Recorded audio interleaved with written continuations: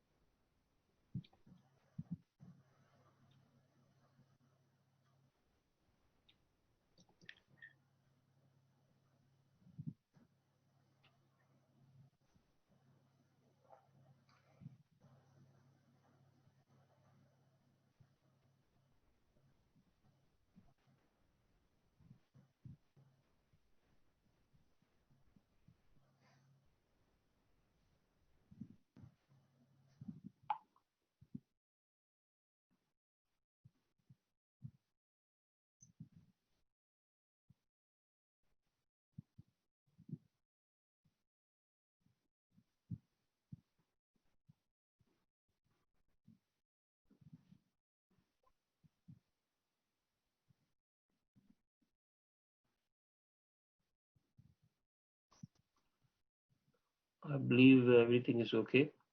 Okay, good to go? Yeah, good to go. Yeah. Yeah. Please go ahead. Bismillah ar-Rahman ar-Rahim. Assalamu alaikum warahmatullahi wabarakatuh. We'd like to welcome everybody to today's presentation by Team Impact. Just like last time, we mentioned a small hadith. Rasulullah sallallahu alaihi wasallam said, "Utlubul ilmu min al-mahdi ila al-lahdi." Seek knowledge from the cradle to the grave. And like we mentioned before as well, कि ilm हासिल में चीन भी जाना पड़े. इसका मतलब you have to travel across oceans to spread knowledge and gain knowledge. Thanks to mainstream media, Zoom links, and everything has made the globe feel much more smaller, and you can enjoy education from the comfort of your seats. And today we've got a lovely audience from all over Pakistan. I'd like to offer special thanks to the Government of Sindh, King Edward Medical University for coordination in Punjab, YaraneWatan, Government of Pakistan, and Vice Chancellors of Medical Universities of Pakistan. A quick word about Impact, which is a UK-based non-profit organization of expatriate Pakistanis, comprising of international team of experts in health and allied professionals. We have successfully launched a series of online sessions dealing with various aspects of COVID-19 for healthcare professionals in Pakistan, with an underlying mission to facilitate medical staff with the most up-to-date and evidence-based information during this pandemic to our own homeland. So, in a nutshell, we've got two fantastic speakers, one from Dow Medical College Karachi, Basra Siddiqui, and one from King Edward University, Dr. Raza Naqvi. Dr. Raza Naqvi is a virologist, and Dr. Basra Siddiqui is an infectious disease consultant. Without further ado, we will pass on the presentation first to Basra Siddiqui. Basra, over to you. Assalamu alaikum. Assalamu.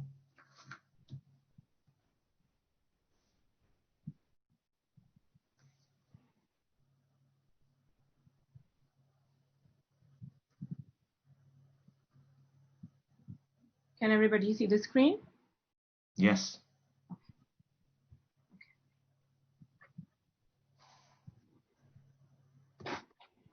Thank you all for joining us for this presentation. My name is Bhaskar Siddiqui. I graduated from Dow Medical College in 2005.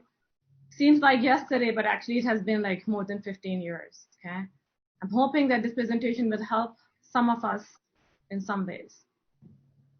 So COVID-19 from ID perspective.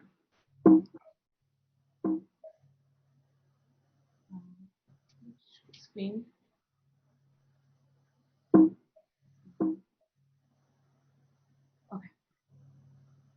So what is a coronavirus and what is a novel coronavirus?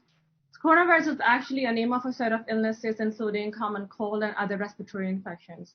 A novel coronavirus just means that it's a new virus which originated in the animals but has now jumped to humans. This particular strain from Wuhan is being called the COVID-19 or coronavirus 2019.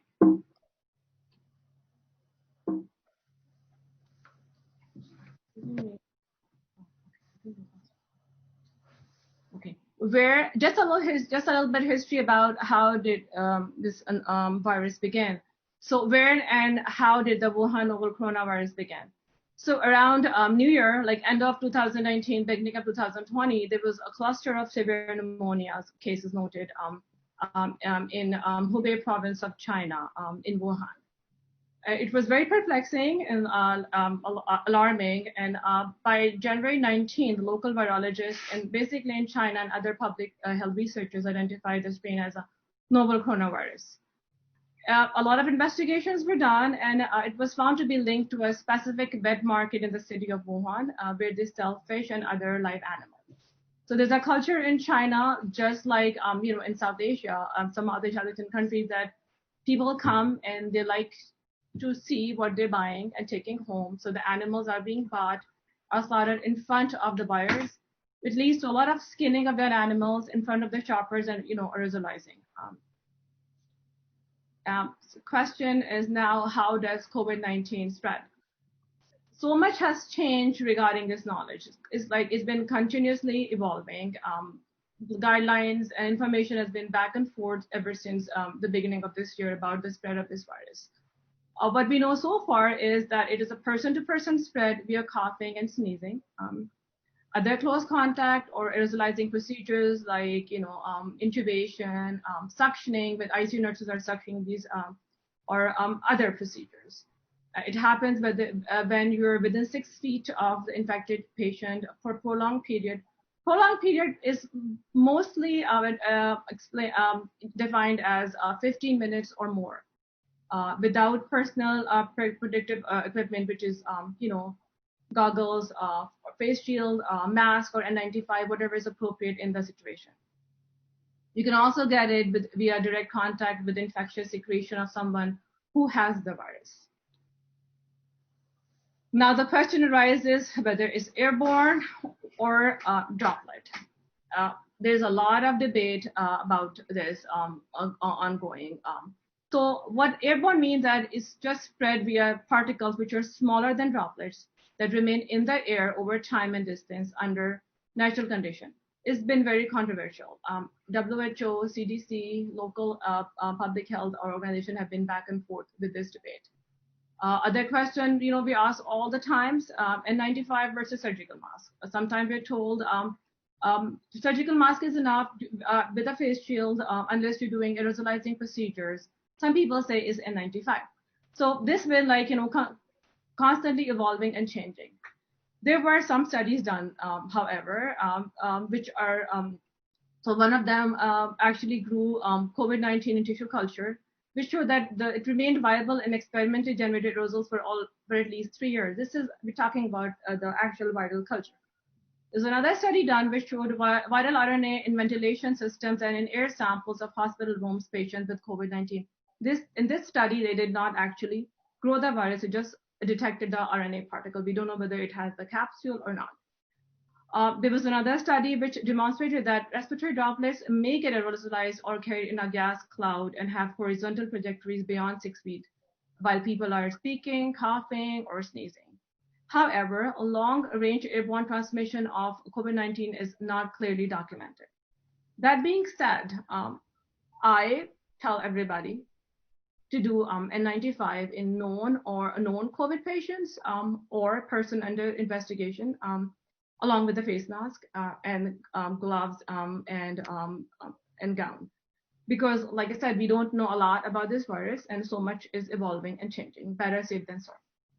However, there have been case reports and studies where they have the hospital staff has worn just surgical masks with face shield and gowns in non-aerosolizing procedures, and they've done okay.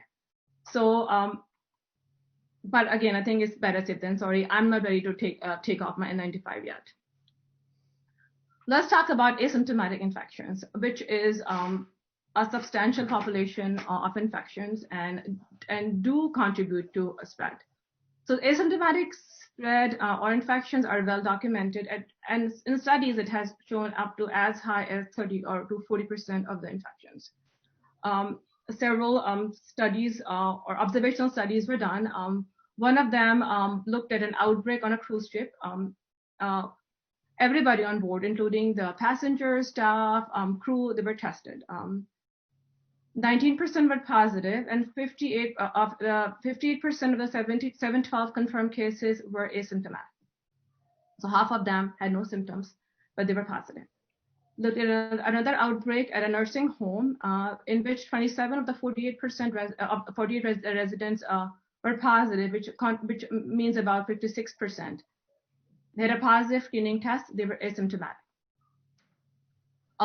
Some of them could have been pre-symptomatic because, they're talking about asymptomatic at that time. So some of them would have been pre-symptomatic, but I'm not sure how many of those were followed over 2 weeks period. But majority of them were asymptomatic at the time, based on these numbers. There was another study looked at a universal screening program of pregnant females who were coming for delivery at term in New York. And this was done at the peak of the pandemic in New York. 33% of the women were PCR positive, 29% were asymptomatic on presentation, which is very, very interesting.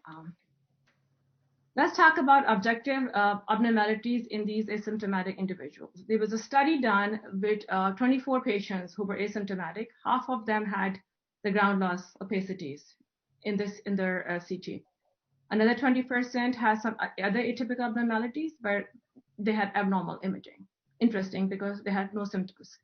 Another study showed 55 patients with asymptomatic infection had I think more than 50% had about CT evidence of pneumonia on admission. Again, they were asymptomatic. Will they continue on going? Did they continue on in next week or so to have symptoms? We don't know that. But at that time in that study, they were asymptomatic. So let's talk about severity of symptomatic infections. Majority of the people who acquire the infection will have mild disease, which means that no or mild pneumonia. Upper respiratory like sniffles, some sore throat. Then comes a severe disease, which means that they have some dyspnea, hypoxia, or more than 50% lung involvement or imaging within 24 to 48 hours. Then most severe disease is a critical disease, which involves respiratory failure, shock, requiring ventilation, including multi-organ failure. There are some underlying risk factors which attributes to more severe disease and bad outcomes. CDC has given a list of those established risk factors, which includes chronic kidney disease, COPD, immunocompromise from a solid organ transplant, obesity, high BMI more than 30, cardiovascular risk factors like cardiomyopathies, heart failure, CAD, sickle cell disease, and type 2 diabetes. It's interesting to say, in the population we're seeing here in America, the younger people who are coming with severe disease, almost everybody of those are severely obese. So, in younger population, I believe, based on my studies, the number one risk factor is obesity. And they're related to bad outcomes too. There are some possible risk factors which have been identified, which include moderate to severe asthma, CVA, probably because this virus has causes microangiopathy, also cystic fibrosis, hypertension, immunocompromised state from liquid tumors like bone marrow transplant, HIV, steroid use, or other immunosuppressive agents. I don't know how much prior steroid use is actually a risk factors, or in the future they'll say it's protective. We don't know that. This is something I have not seen much as of a risk factor in practice so far. Other conditions like neurological disease like dementia, underlying liver disease, pregnancy, pulmonary fibrosis, interstitial lung disease is one of the risk factors because you already have low lung compliance to begin with, smoking, thalassemia, and type 1 diabetes. Then impact of age. Everybody has been saying right from the beginning that older population is at higher risk, younger population are less risk, and this is actually true. But does not stop from anybody from any age getting it and acquiring it. So individuals of any age can acquire COVID-19. However, adults and of middle age and older are most commonly affected. Older adults are most likely to have severe disease, probably because they have underlying risk factors. US, they looked at about 2,500 patients. For those patients, they had all the data like age, risk factors, and everything. They looked at between February and March, and they found that mortality was highest among older individuals. And about 80% of the deaths which occurred were in people who were more than 65 years of age. There are some lab markers which are associated with severe COVID-19, and a lot of us who are taking care of these patients are familiar with that, and we order them like daily basis. Those are like D-dimers, CRP, LDH, troponins, ferritin, CPK levels, and also lymphopenia. CRP, ferritin they're going up. They're going up, indicative of cytokine storm and bad outcomes, which I will cover in the future slides. Clinical manifestations, incubation period is generally within 14 days following exposure. I won't go too much in detail because I know Dr. Raza is going to talk about it. But most commonly, in most cases, symptoms do occur within like 4 to 5 days after exposure, typically, but it can occur up to 14 days post-exposure. Pneumonia appears to be the most frequent and serious manifestation of infection, and a lot of people have fevers and not high fever, 102, 103, persistent fever, cough, dyspnea, bilateral infiltrates, and chest imaging. Other symptoms could be fever is number one, cough, dyspnea, which is loss of smell, loss of taste, sore throat, body aches, joint pains, chills, headache, rhinorrhea, nausea, vomiting, diarrhea. We're seeing a lot of patients coming in with only diarrhea and the GI symptoms, nausea, diarrhea, abdominal pain, and they have COVID with absolutely no respiratory symptoms. Fatigue, confusion, chest pain or pressure, which could be due to pneumonia, like pleuritic pain due to pneumonia, or some of them have myocarditis, and MI, like STEMI. Imaging findings, chest x-rays could be normal in early or mild disease. We've all seen that a lot of times these patients come in, they're on room air, x-ray on admission in ER, negative. Next day, hypoxic, requiring oxygen, and bilateral infiltrate. So a chest x-ray, if it's negative, the first, it doesn't mean that you don't have it.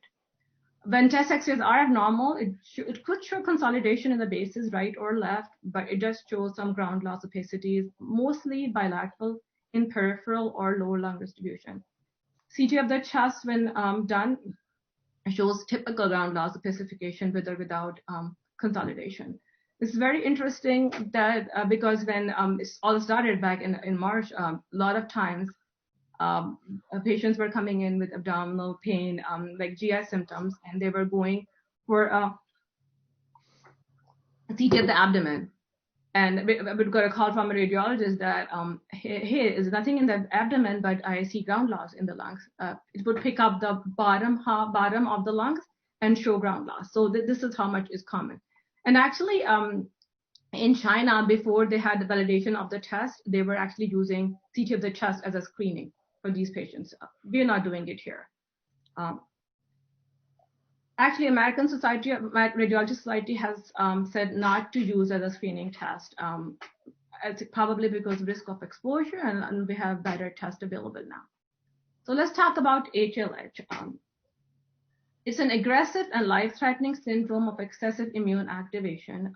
Mostly affects infants from birth to about a year and a half, but is seen in children and adults of all ages. Back in fellowship, I remember we saw a patient who was like in 70s with severe HLH. It could be familial or a sporadic disorder, or could be triggered by a variety of triggers. Infection is actually a common trigger, both in those with a genetic predisposition or those who have sporadic cases. Causes excessive inflammation and tissue destruction due to abnormal immune activation and absence of normal downregulation by the activated macrophages and lymphocytes. In HLH, macrophages, which are actually antigen presenting cells in the body, are activated and secrete excessive amount of cytokines, which causes tissue damage, organ failure, septic shock, and bad outcomes. Natural killer cells and cytotoxic lymphocytes actually fail to eliminate these culprit macrophages. This lack of normal feedback causes excessive macrophage activity, high levels of interferon gamma, and other cytokines. This causes something called cytokine storm, and a lot of us actually know what exactly it is in patients before they crash or when they're about to crash, they get this cytokine storm. It's actually a persistent activation of macrophages, natural killer cells, other lymphocytes, which leads to excessive cytokine production by all type of these cells combined. It is thought to be responsible for multi-organ failure and high mortality of the syndrome, and HLH-like syndrome has been reported in association with COVID-19 a lot, especially with people who have severe disease on the vent and septic shock, which causes fevers, splenomegaly, cytopenias, high triglyceride levels, hypofibrinogenemia, increased breakdown of the cells called hemophagocytosis, which caused by macrophages, and high ferritin levels. And all of these markers are indicative of severe disease as well in COVID-19. This is a picture to show us exactly what happened on cell level. So virus attacks our airways, goes inside the lungs in the macrophages, is presented by the monocytes, which are the antigen presenting cells, causes their activation. Normally, what happens is that natural killer cells, and the cytotoxic lymphocytes, which are kind of a police force, they take care of the macrophages, and which are acting abnormally. But because of the downregulation of this system, they keep on getting activated and cause increased secretion of interleukin-6 and interferon gamma and other cytokines, and causes tissue damage, which leads to cytokine storm and also a multi-organ failure. So everybody's talking about treatment. Everybody has been lots of studies going on in all over the world right now about different modalities, different antivirals, which is working, what's not working. So let's talk about some COVID-19 specific therapy. Everybody has heard about remdesivir, which is a drug made by Gilead and Gilead Pharmaceutical Company in USA. So they did a multinational randomized placebo-controlled trial. A lot of centers in America were part of this trial. Actually, the place that I was trained for University of Chicago for fellowship was part of this trial too. Remdesivir was given up to 10 days or until death or discharge in the patients. They looked at about 1,059 patients who had confirmed COVID-19 cases. They had evidence of lung involvement. 89% of them had severe disease, and 26% were on vent or ECMO at baseline at the time of enrollment. The results showed faster time to recovery, which was defined as either discharge from the hospital or continued hospitalization, however, without need for supplemental oxygen or ongoing medical care. So the difference was 11 versus 15 days. About 4 days, 4 days difference, which does not look too promising, but I think it's working, because ever since we started using it, than using it early. And then the guidelines loosen that you can use it on anybody requiring oxygen, like they're 94% or less on room air, you can use it. We have been seeing improvement. So the FDA issued emergency user authorization for remdesivir for hospitalized children and adults who have severe COVID disease, which is defined as auto requirements of or like they're 94% or less on room air, is given as 200 milligram dose on day 1, followed by 100 milligram daily. 10 days for people who have severe disease, or 5 days in other patients. Majority of the hospital centers are actually not going before beyond 5 days because there's limited supply. It is contraindicated in patients with who underlying transaminitis. With LFT is more than 5 times upper limit, and if you give it to the patient and you monitor CMP every day, CLFT is going up, you got to stop it because it has a liver toxicity. It is not recommended in patients who have GFR less than 30 because the vehicle which is used in this drug can accumulate in renal failure and could be toxic. That's why it's not recommended unless it says unless it's the benefits outweighs the risk. However, I have not seen it being used in severe renal failure.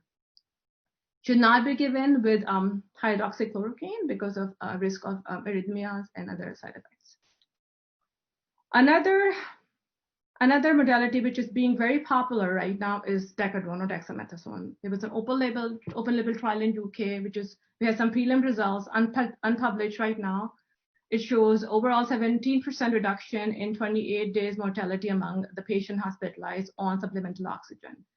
So it's right now it's been recommended to use on COVID positive patients who are on oxygen or vent support, 6 milligrams per daily for 10 days or until discharge, not used for prevention or treatment of mild to moderate COVID disease.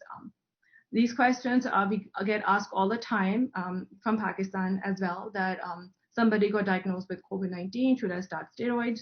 Patient is on room air, not doing fine. There's no need for steroids. It's not gonna do anything for mild disease. Another modality we've been using for quite some time, even before remdesivir, has been convalescent plasma. The American Red Cross has been helping a lot with this, and we were using a lot. We've got a lot of plasma from New York, actually, because they were the epicenter and they sent us a lot of plasma. So trial data is still emerging. I feel like if we give it early in the disease, it does help. If we can get it, like, it's not a weekend or long holiday, if you get it over like the next day, it helps. There was one study done in China, although which showed up mixed results, and then it was aborted because of the population they included was not right, and a lot of them were very sick on the vent, already near death. So it didn't have really. So it was it was stopped prematurely. But I think it helps. A lot of trials are actually going on, and hopefully in the future we'll get some answers. Another, which is a very popular modality, is everybody's talking about APPNE or tocilizumab, which is our interleukin-6 pathway inhibitors. So as we talked previously, there are increased inflammatory markers like D-dimers, ferritin, and other pro-inflammatory cytokines like IL-6 cause critical and fatal COVID-19 disease. So hypothetically, blocking those pathways could prevent disease progression. It does. I think it does, and it does, in fact, does. So tocilizumab or APPNE is a humanized anti-human interleukin-6 inhibitor. It binds to both the membrane-bound and soluble forms of human interleukin-6 receptors, and therefore it inhibits the action of cytokine receptor complex and then interfere with the cytokine effects and stops the cytokine storm. This is a diagram to show exactly what happens on the cell level. On the left side, we're seeing the interleukin-6 going and binding to the receptor, causing the signal transduction and inflammatory storm. On the right side, we see tocilizumab actually binding those receptors, so IL-6 cannot bind on those, and blocks the signal transduction and calms the inflammatory storm. That being said, everybody who's get diagnosed with COVID-19 does not need to have this. It's only for patients who are going towards this storm, have increased markers, not for everybody, because it's a biologic, so it does makes you immune suppressed. Another modality was very famous previously, hydroxychloroquine or chloroquine. It's reported to inhibit COVID-19 in vitro. However, there was a study done, which is an open label randomized, but we have only had prelim data, not peer reviewed yet. Showed no benefit for the hospitalized patient, no difference in 28-day mortality. Worried about side effects, especially the QTC prolongation. However, I think 2 days ago, one new trial came from Henry Ford, which used hydroxychloroquine alone without azithromycin.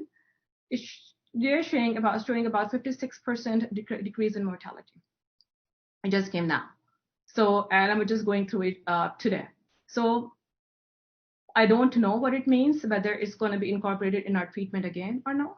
I have talked to a lot of my friends who do like geriatrics, nursing homes, and they told me that when they used it initially, because it's the only thing they had available, and they saw good results. But those patients were outpatient, not very sick, so who knows whether they would have gotten better anyways without this. So we don't know. Other treatments used is favipiravir, is RNA polymerase inhibitors. It used in South Asian countries, which just India, I think, just started using it from past Monday. They're claiming it's faster rates of viral clearance, 4 versus 11 days, but it's only in mild disease. Same goes for interferon beta. Hong Kong used it in a non-severe disease in a combination of interferon beta ribavirin plus Kaletra, which is an HIV protease inhibitor. They're claiming in early clinical improvement and negative PCR. We do not recommend using azithromycin plus hydroxychloroquine anymore because of QTC prolongation, cardiac arrhythmia, torsades, and deaths. I'll talk briefly about superimposed bacterial infection in these patients. It's a viral infection, it's a very severe viral infection. So patients are at risk of getting superimposed bacterial infection because of cytopenic effect. They can get staph infection. We have seen MRSA, MSSA.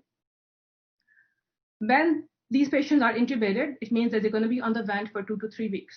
It's not easy extubation for these patients. They're at risk for ventilator-associated infections, gram-negative infections, and we have seen actually as added risk of infections due to the biologic use. If somebody had ecterma, 10 days later or 7 days later, we see like rare gram-negative infections in some of these patients, and several cases of actually fungemias, like Candida infection, albicans, or tropicalis. I don't know how much it's related to that, but it has to be, like, there has to be some association because, again, it's a biologic, it makes you immune suppressed. They need antibiotics, and you have to upgrade or de-escalate based on clinical judgment, like in any scenarios. I go based off procalcitonin level, not alone, but in combination with how the patient is doing clinically, microbiology data, cultures, de-escalate when it's safe. When they're doing okay, you de-escalate because we've been seeing C. diff infections with prolonged antibiotic use in this patient. That's something you don't want. I'll briefly talk about vaccines. Everybody is excited about vaccines and when they're going to be coming. There's actually a race to vaccine going on in the world right now. 11 companies actually are working on a vaccine. Right now, the 2 vaccines which look promising are Moderna and Oxford. Moderna actually, I think, went on a phase 3 on July 3rd, so yesterday. That was the plan. And Oxford results are looking promising too. We'll see. We'll see what we'll get hopefully by the early next year or end of this year. It all depends how things go in phase 3 and phase 4. A lot of people talk about herd immunity through natural infection. I believe it's probably not a good idea in this infection because this virus is very lethal, and that would mean that 70% of, like this country, for instance, will have to be infected which means about 200 million people. And we can imagine what's going to happen to the healthcare system. It's up to like not even close to 2 million, and we're seeing saturation in the hospital, collapse of the healthcare system. 200 million is not. I don't think is going to be. It's not something anybody will like. Post-exposure prophylaxis with hydroxychloroquine, a lot of people were excited about this. I know that a lot of people in India were actually just using it, like 400 milligram once daily, every week for prophylaxis. So there was a study done in Minnesota. It's a double-blinded trial. They enroll about 800 people, randomly assigned to Plaquenil or placebo, within 4 days of a household or occupational exposure to COVID-19. Did not reduce the rate of combined outcome, which was positive PCR or symptoms. So it's not recommended to be used for prophylaxis. So I am done now. We'll take questions 2%.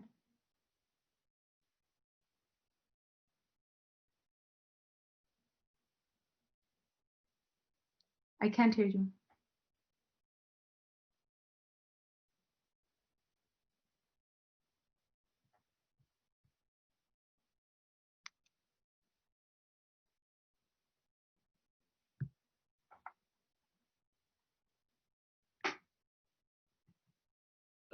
Amjad, I believe you need to unmute yourself. Thank you, Dr. Basu Siddiqui. Some really good updates from you, recent studies, recent trials, what's worked, what's not worked, and a bit of myth busting around stuff that's available out there. I mean, there's a real danger of superimposed bacterial infections, overuse of antibiotics, random presentations, also the easy availability of things like hydroxychloroquine out there, steroids to the common person on the ground. We have to be extremely careful what we use. Also, you've mentioned the Henry Ford trial, and that's and she's clearly put a disclaimer that is not a clear guideline at the moment, and that's something new, and we'll get more information later. So we have a tendency that people just go for what's available out there, and which is evidenced by the sudden surge of people buying tocilizumab and talking about remdesivir. There is promising results about remdesivir and dexamethasone and two confirmed large randomized control studies. I'd like to pass the Dr. Bazia, if you don't mind, have a look at the questions on the chat box from Dr. Arif Rashid, which we'll answer in the end, hopefully. Now I'd like you to introduce to Dr. Raza Naqvi, who is a graduate from King Edward, who's working in Sheffield and Barnsley. He's a consultant virologist, a very learned man, and hopefully he'll do a lot of myth busting as well today around testing and recent trials and share his knowledge and wisdom with us. Over to Mr. Raza, Dr. Raza Siddiqui. Raza Naqvi. It's okay. I haven't woken up either, so it's just so we can mix up things. Am I the host now? Do you think? How do I? So, yes, yeah. you're a co-host.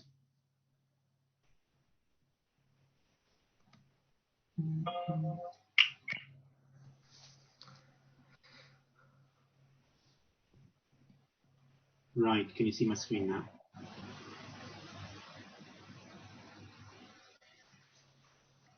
Amjad, can you see my screen? Yes, I can.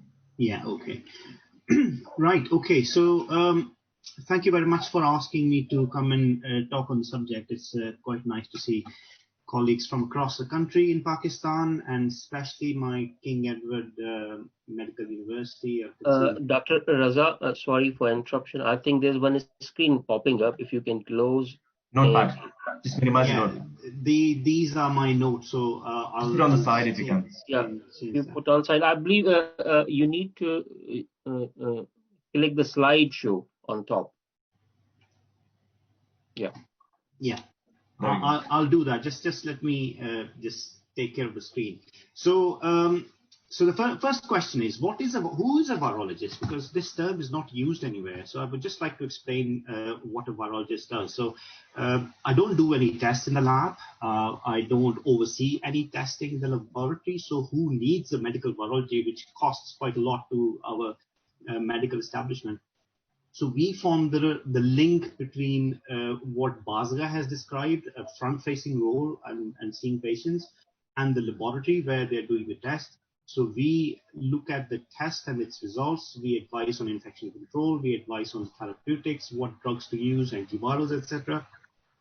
And we also look at the the public health liaison side of things, because there will be a lot of infections you see in the hospital where you need to inform public health. For example, a case of hepatitis A coming in, and you do not know how many contacts are in the community. So we are like the public health within the hospital, and we've got an advisory capacity in so many ways. There's a lot of talk about 14 days and 7 days in all the presentations. You'll come across WHO recommendations. So I just wanted to point that out, that where is that 14 days coming from? So the 14 days is coming from the incubation period. The maximum incubation period seen in cases of COVID-19 was about 11, 12 days, but to be on the safe side, they talk about 14 days. But what I believe the incubation period is about average 5 to 6 days. So it's worth keeping that in mind. And we talked about age and mortality. The vast majority of patients we've seen to die in our hospitals, especially and across the country, they've been old. So the biggest risk factor in terms of dying is old age. And let me just clarify what old age means in the context of the UK, and I'm sure in the other Western countries. People live up to 100 of years of age, and 90s, 80s, that's very common. So if you are 65 plus, you're classified as old age, and that's where your risk of dying, because your reserve, the physiological reserve is not there. So any minor insult will tip the balance and will lead to death. And that is not just COVID, that's most of the infection. So I'll just keep on answering this question, but let me just go back to my main presentation, and I hope this is okay now. So I'll just crack on and just talk exactly how we've seen the pandemic to involve and what our responsibility have been. So at the back of the pandemic, where everybody is talking about COVID, what you had to remember, like all the other clinical services running at the hospital, was that we still had to run a comprehensive clinical virology service, which included all sorts of the roles I've described. We also had to maintain our routine diagnostic services. So just because somebody has come with COVID doesn't mean the rest of the diseases have gone away. So you still got your HIV clinics to run. You still got your acute infections, the myocardial infections, all sorts of things where the laboratory, not just the diagnostic virology laboratory, but the whole chemistry, the hematology department, they have to continue business as normal. So there was a lot of pressure in making sure that the balance was right. And again, the challenge was that as medical virologists, we knew what the respiratory viruses were and how they behaved, and we still believe that coronavirus is another respiratory virus which has got some serious attributes. But at the end of the day, it's a respiratory virus. But still, you have to advise on an entity where a lot was unknown. And we were involved in establishing patient and staff testing pathways, maintaining a COVID-free hospital so that people coming for surgeries, for example, they're going to get exposed to this infection. So they come in to sort out their problems, and you're just sending them home with infections. So that's not right. So all the data which was generated from our testing and all the patients, we had to feed back to the Public Health England so that they could devise their policy. Within the hospitals, we have to look after outbreaks and develop policies to make sure the infections don't turn out to be outbreaks. We have to liaise with public health, and we have got a central public health laboratory where we had to liaise with and ask for all these tests, especially at the start of the pandemic. And then we had heavy involvement in infection control services. So this, in a nutshell, is what the pandemic has been for us, and is still going on. So that's the boring stuff for you. So let me go straight into the virology side of things. Now, if you think about viruses, what is a virus? The viruses are present everywhere. And if you look at these presentations, you will straight away find out what a virus is and how it may present. And I remember when I was being interviewed for my virology post, they asked me what my understanding of virology was. And I said, look, virology, viruses are a big blind pit. So if the doctors do not know how else to diagnose their patients or what else to call their patient, they'll just say, oh, you've got a virus, go home, have paracetamol and go home. So that's the scale of it. There's a lot of out there where you do not know what the diagnosis is and you just blame the viruses. And what our job is to make sure that you guys do know what you're dealing with. So if you look at some of these syndromes which I've listed here, you can see these rashes. This is a typical child. If you haven't recognized this, this is chickenpox. And surprisingly, people are not very good in diagnosing chickenpox. The GPs, Amjad, are an exception because you guys do see a lot, and pediatricians are quite a lot. But I've got experience that people do not know how to diagnose chickenpox. And this is a child. Herpes simplex is one of those awful things the newborns can get. And sometimes you can just see straight away somebody's got herpes simplex because it's very obvious. But quite a lot of the time, you do not know whether the rash the baby's got is herpes simplex or not. Of course, when the baby is born, they've got all sorts of different things which you can see. Then you will come across the red eyes where you think they've got a viral infection or maybe they haven't. You get exposed to infections in pregnancy, what to do and how to handle them. All these sore throats and the possibility of bacterial infection. Do you give antibiotics or do you just crack on and just call it, you've got a viral infections, go home? And of course, the well-known entity of encephalitis, where the vast majority do not get a diagnosis, but still a significant proportion have got encephalitis. Herpes simplex encephalitis is one of them. So what are these viruses? Why can't we just see them? And I remember, again, one of my hematology consultants here used to joke that his boss, now this is going back 40, 50 years, is that he did not believe in viruses. You can't see them, you can't grow them, you're just talking lie. It doesn't exist. And one of the reasons why you can't see the virus is because of its size. So we talk about the virus sizes in terms of nanometers. So the size ranges from 220 to 400. And the biggest virus is the pox group. Smallpox doesn't exist for those of us who are very, very old. I don't believe anybody is old enough to have seen the smallpox. That was quite a nasty thing. But if you look at the scale of what the nanometer means, and you can see here that if you start off from the actual humans all the way back to down to the silicon atom, this is how big things are. And this is where the capability of the human eye just finishes and stops. And this is where the microscope, the light microscope, gives up. And you can see here, this is where the electron microscope starts to pick things up, and you need the electron microscope. And you can see the human papillomavirus has been listed here, 50 nanometers. So these are really, really small objects, and you can't really just diagnose them by the look of it. But this is a typical viral structure. It's like a cartoon presentation, and you can see it's got a circular outer structure, and it has got these spikes, and I'll come back to that in a minute. But the important thing to recognize here is this is a typical herpes virus with a tegument in.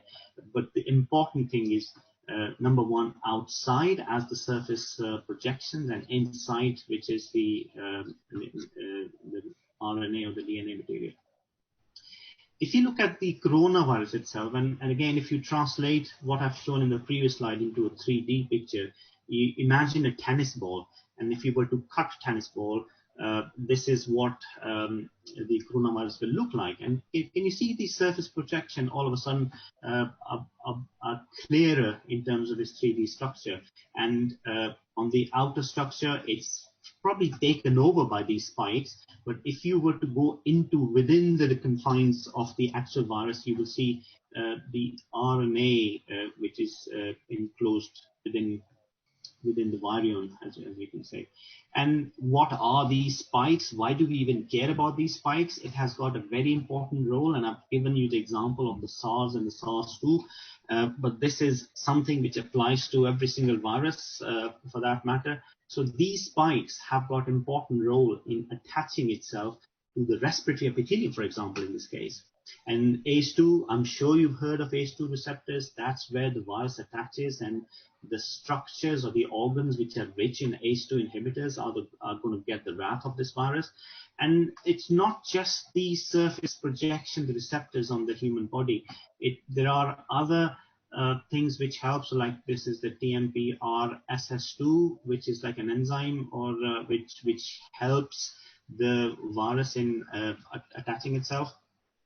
And the other important thing to note here is that if you were to somehow mask either these receptors or these surface projections, you're going to prevent the entry of the virus into the cells. So that's where what we think the convalescents here are helpful, because they are supposed to have neutralizing antibodies which come and block these particular spikes, and therefore they abort the infection if you've got enough of them. And we've got other infections where we do use the passive immunization. For example, hepatitis B, you've got the immunoglobulin, varicella zoster, you can give the immunoglobulin, which then prevents the infection. So we've got the precedent there. Now, just a bit more about the viral structure of the SARS coronavirus, because that's the topic here. And I've just tried to pick up a Google image which shows you some of the structure on the outside. And you can see here, you've got these, the S protein, but you also see the N and the E protein. And the reason why it is important to know about these is because some of your diagnostic PCRs target these proteins. So if you were to receive a laboratory report, it may actually say the N gene was positive, or the E gene was positive, or the RDRP gene was positive, which is part of the ORF. So what that means is the PCR is not detecting your proteins, it's actually detecting part of the genome which is supposed to pick up, or it's supposed to translate into the protein we're talking about. So how does the virus actually work and come in and destroy and take over the respiratory epithelial cells? So if you imagine, it attaches to the receptors, it comes in, it releases its components, especially the RNA.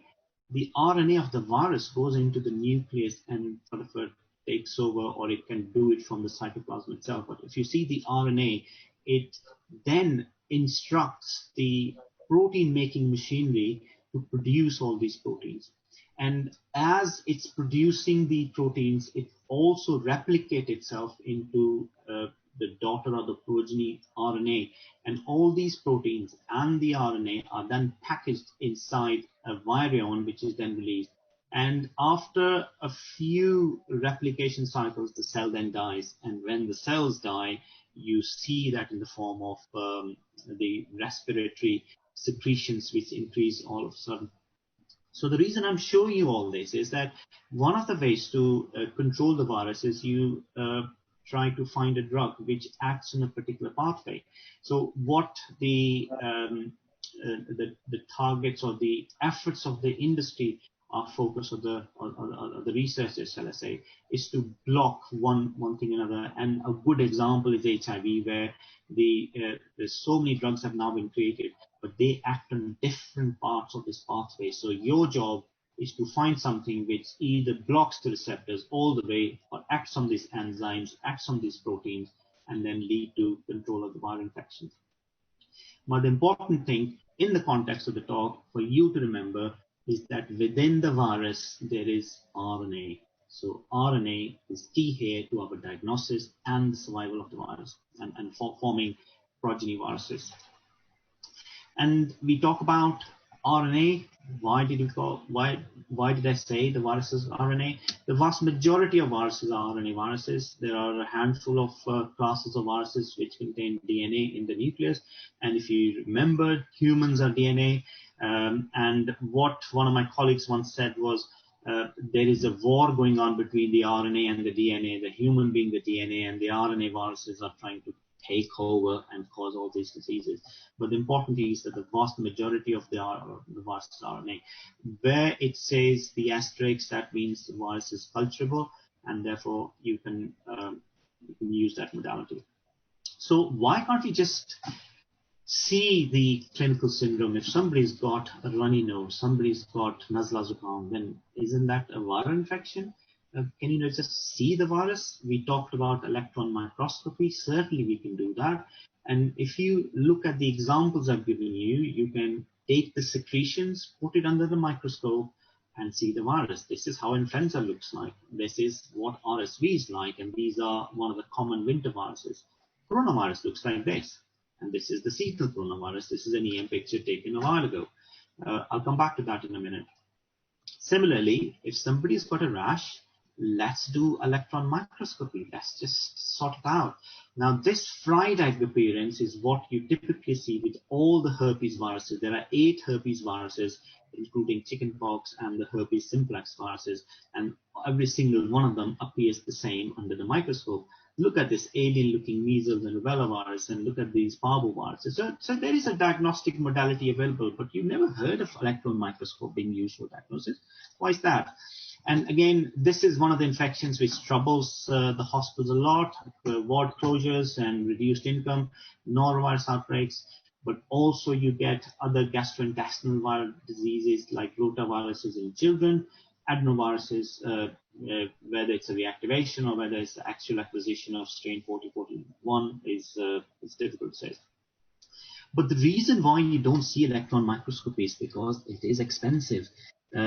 It requires expertise. Even if you put your sample underneath the microscope, how do you know what it looks like? It takes about 10 minutes per sample. The throughput is low. How many can you process in a day?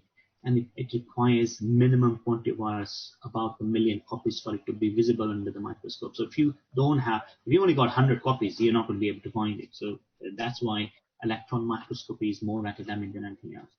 So what about culture then? So if you can't do electron microscopy, let's culture it. You know, this is a picture of a colony.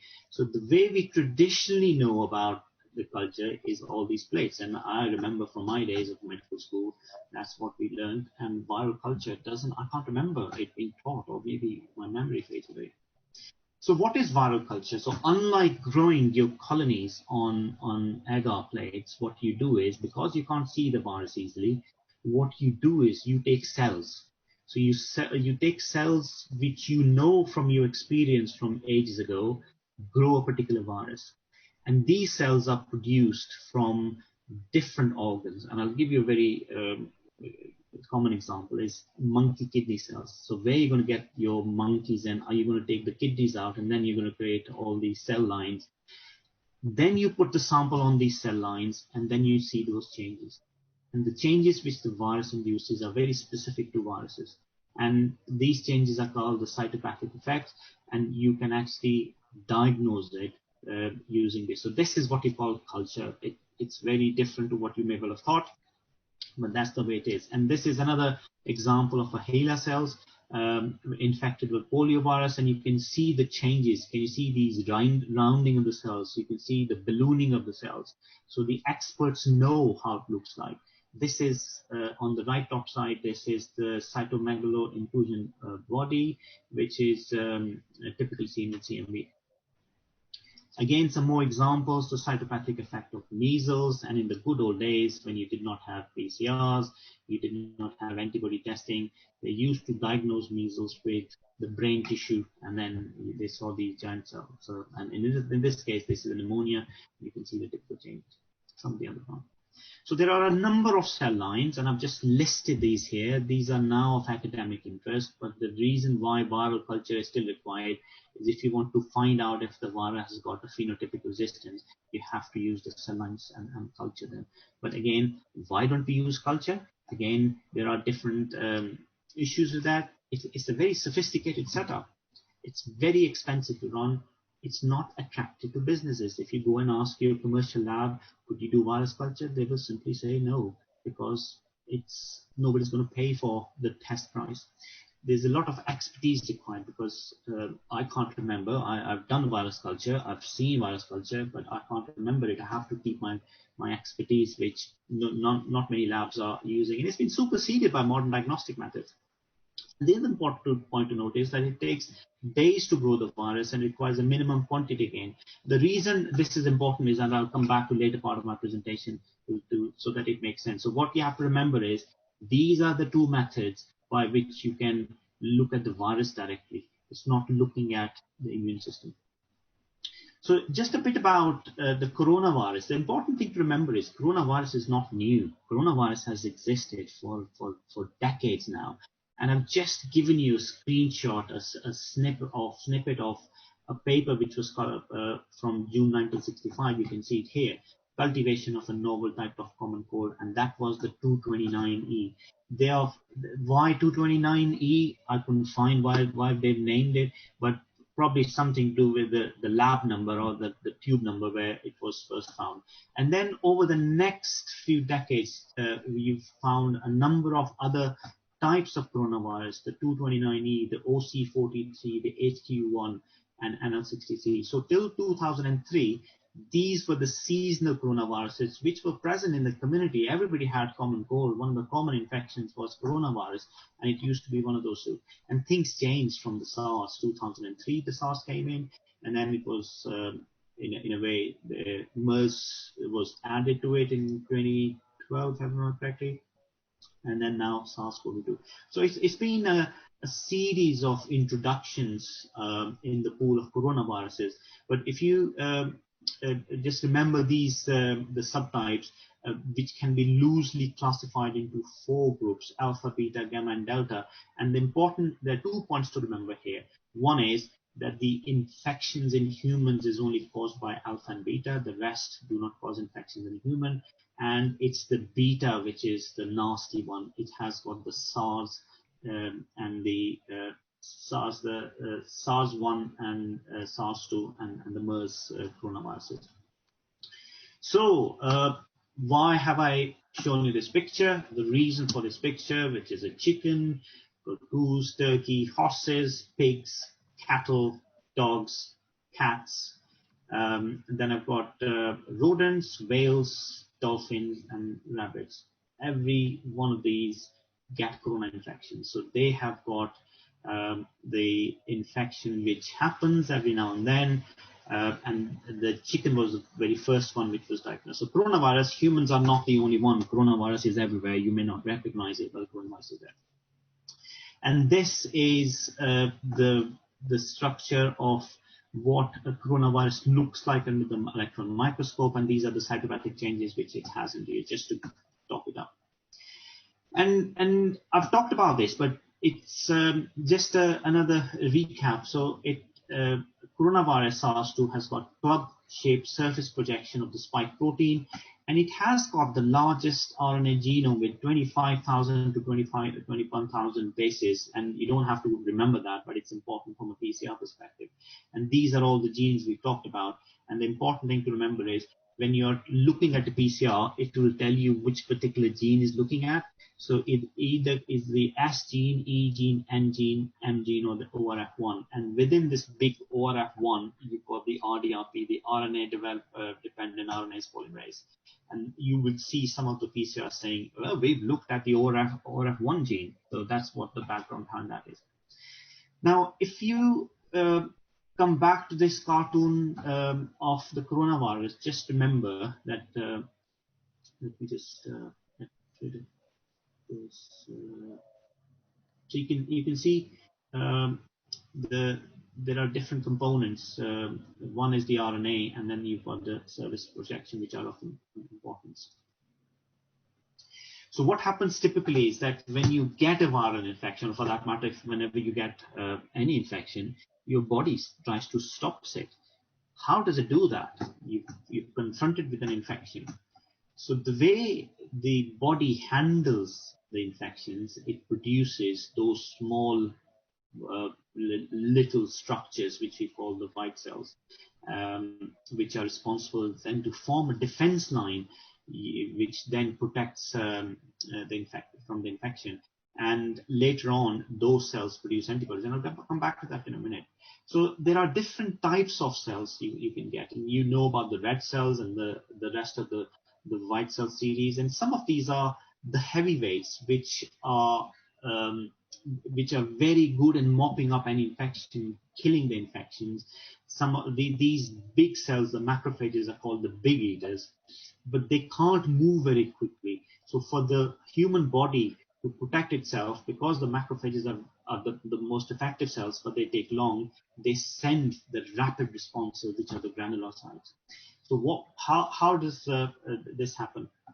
So typically, you've got in your body the white cells, which are just roaming around to look for troublemakers. So if a bacteria enters in the bloodstream, what these cells do is, these are called the antigen presenting cells. So their job is to identify a new structure like a bacteria or a virus. They eat it up, they just gulp it. And then what they do is, component of that bacteria they've just killed, they put it on their cell structure. So they express those, what you call the antigen. They then take that antigen to one type of T cells, which are called the helper T cells. And when it does that, when the helper T cells notices the antigen on the surface, it becomes activated. How does it matter? This activated cell then goes on to stimulate more cells. For example, it will, let me just see, so it will find a B cell, it will activate the B cells. The B cells will then start producing the plasma cells. The plasma cells will produce the antibodies, which then fight and get rid of the bacteria and the viral infections. And it will produce memory cells. And if you remember, the memory cells are the ones which remember the confrontation for the future in cells. So if 10 years later you again get the same bacteria, the memory cell will rapidly start producing the antibodies without going through the whole process. And why am I telling you that? The reason I'm telling you that is because when we talked about these cells communicating with each other, it happens with the help of very small particles of chemicals which are produced, which are called the cytokines or the chemokines. And it is these cytokines and chemokines by which the communication between the cells happen. What happens in some of the infections, and there are other non-infection reasons, is that all of a sudden the body starts to produce too much of these cytokines. And what that does is it just stimulates the immune systems in thinking there's something very bad wrong with the whole environment. You need to produce a lot of immune responses. The immune responses are so huge that it starts destroying the human body. And that's what the cytokine storm is. So the presentation of the coronavirus, you have to remember, there is the very basic presentation, which is the vast majority of the cases, and there is then an extreme of the scenario, which happens in a very small proportion of cases. And Bhaskar has already talked about what it means in terms of clinical, but just for your understanding that this is what we mean by the cytokine storm syndrome. Right, now, had enough talk about the virus itself. Now let's go back to the whole reason of my talk is to just throw some light on the diagnostics. So if you imagine the infection, so there is one person who goes out, does not take much precautions, gets close to a person who then he finds out has got the SARS-CoV-2 infection, the COVID-19. So on that day, when he or she has been exposed to the infection, it will take about up to 14 days for them to develop the infection. So this typically means that they are incubating the infection within their body. For that reason, we call this the incubation period. And as I said, the 14 days was taken as a very safe number, but the average day is about 5 days. So after 5-6 days, the person will start to develop acute onset of symptoms. And it's the acuteness which matters a lot. And in the initial stages of the pandemic, we thought cough and fever were the main thing by which the infection presents. We've subsequently found out that it's other aspects which also contribute, for example, loss of taste and smell, and Bhaskar has very nicely summarized that for you. But the important thing is for you to remember the timelines from the time of exposure to the development of symptoms. So the important thing to remember is during this acute phase, the virus is active. So the virus can be seen in the human body. But going back to my talk, how do you see the virus? You have to look for the virus directly. And how do you look for the virus directly? You can either look at one of the components, so the RNA you can look at the virus itself, or you can look at the surface projections or part of the virus, which is the actual protein. And how do you do that? You look at the RNA by doing what we call the nucleic acid amplification techniques. And PCR is just one of the many ways you can do that. So you've got other methods as well. I'm not going to go into the details, but remember, PCR is one way of looking for the RNA. Then you can do the virus culture or electron microscopy, or you can look for the proteins by ELISA and lateral flow assays, and you can know about that. But ultimately what happens is that from the time of symptom onset, whilst you are looking at the virus, it's visible in the respiratory secretion, the body's immune system kicks in. And going back to what I was saying about the white cells being recruited, the T cells being stimulated, it takes some time for the body to recruit proteins, make those necessary components of the immune system. And it takes a few days before the antibodies and the T cells are able to mount a response against the virus. And during this time, the initial phase, the immune response is not visible. So if you were to do antibodies here, you will not find them. Doing too early antibodies, you won't find it, but you will find the virus. Once the immune system kicks in, it controls the virus goes away from the respiratory secretions from the body, and the antibodies win. And it can take up to 28 days for the antibodies to develop. So if you want to really say and rely on the negative predictive value, you have to wait for 28 days before you can say that. So at the end, the vast majority of the patients, the immune system wins. And I think it's a very important point here that the vast majority of the patients will get better. 85%, 95% of cases will get better. Bhaskar talked about the asymptomatic infection. Because we are involved with a lot of screening programs and we look at the result side of things, a lot of the infections, they settle down, and a lot of asymptomatic infections are pre-symptomatic infections. It's only a very small proportion of infections which actually do not develop symptoms. We did a screening of about 1,000 plus staff, and we had about 17 patients who did not have symptoms. And when we went back and inquired, a lot of them had vague symptoms. A lot of them developed symptoms later on. And I think there's about one or two cases where they never developed any symptoms. So this asymptomatic phase, you guys come across a lot in Pakistan because we do unnecessary PCRs a lot. So therefore, it comes to your attention more than what we see here. One of the problems with your diagnostic test is that the IgMs and the IgG develop as a result of this particular infection may be very, very similar to some of the other antibodies which have developed in the human body. For example, the SARS-CoV-2 antibodies will be very, very similar to your seasonal coronavirus antibody. They may also be similar to very other common infections which you expect almost everybody to have had. So it's quite important for you to choose a diagnostic test which can differentiate between the SARS-CoV-2 infection antibodies and the other antibodies. Otherwise, they will lie and you will be led to believe that you have had the infection even though you never had. An important thing which keeps coming up is the PCR positivity and how long does it stay positive for. Typically, what I say to people is that for the duration of the acute phase, which is from here all the way till here, you can see the PCR positivity goes away after the symptomatic, just after the symptomatic phase is over. But in a very small proportion of people, and I say small proportion because I would like to think it's very small, is that a proportion of people the virus shedding will continue for weeks. And we've got good experience of dealing with this from some specific group of patient population where the PCR persists. And I've seen people having PCR positivity even after a year of their initial infection. So that's how long it can last. And it was a bit embarrassing to read the news item from Lahore, I think, the first case of coronavirus reinfection diagnosed. It's not reinfection, it's the persistent shedding of the virus which happens.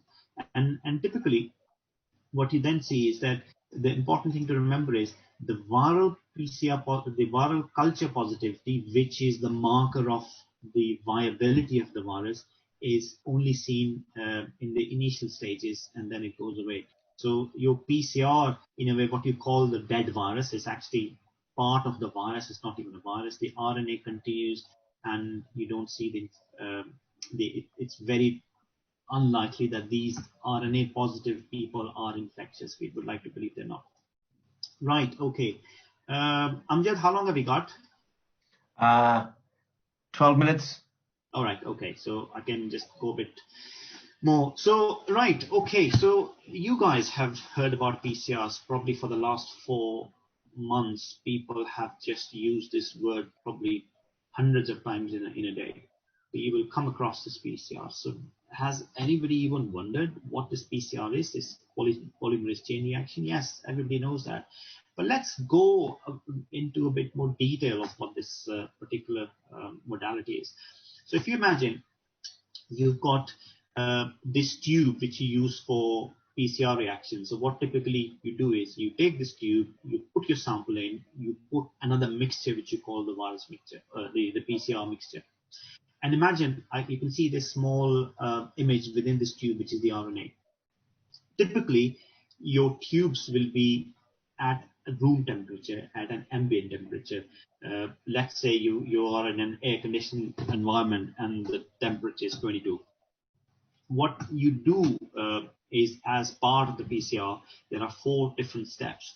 As first part of the PCR, what you do is you put this tube with the sample in a machine. What the machine does is it raises the temperature of this particular tube to 95 degrees. And if you look at the structure of the normal RNA DNA, go back to the slide I showed, it's a spiral, the Watan and Crick model, where it exists in that particular shape. But when you increase the temperature to 95, the RNA molecule splits and it forms 2 strands. What then happens is, as part of the PCR, you go into the second phase, and this 95 degrees is brought down to 55 degrees. What it does is, it does 2 things.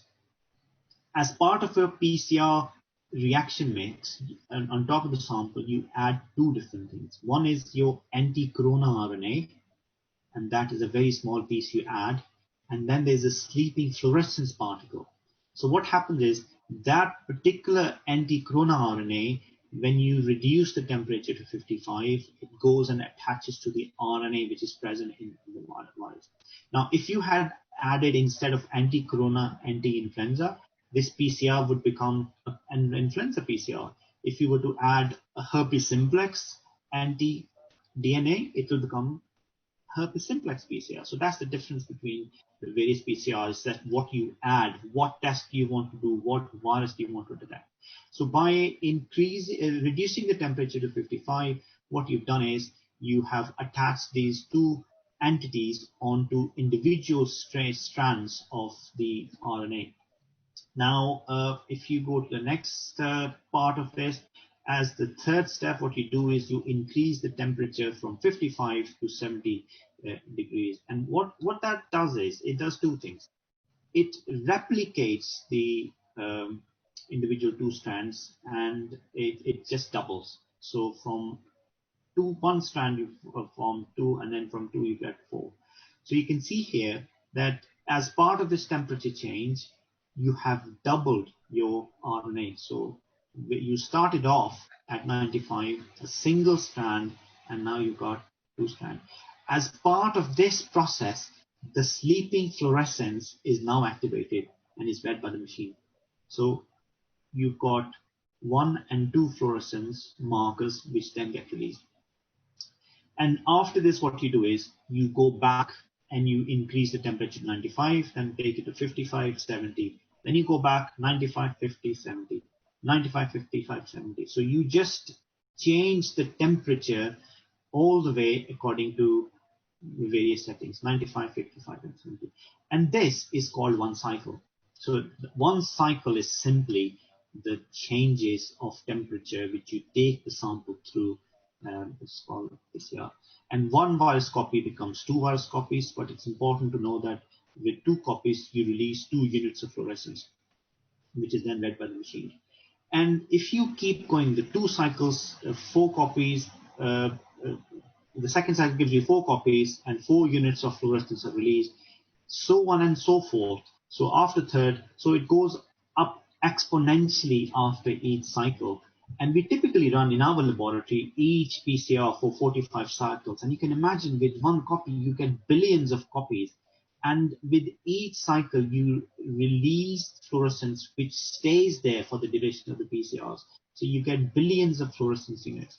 And the temperature changes requires machines.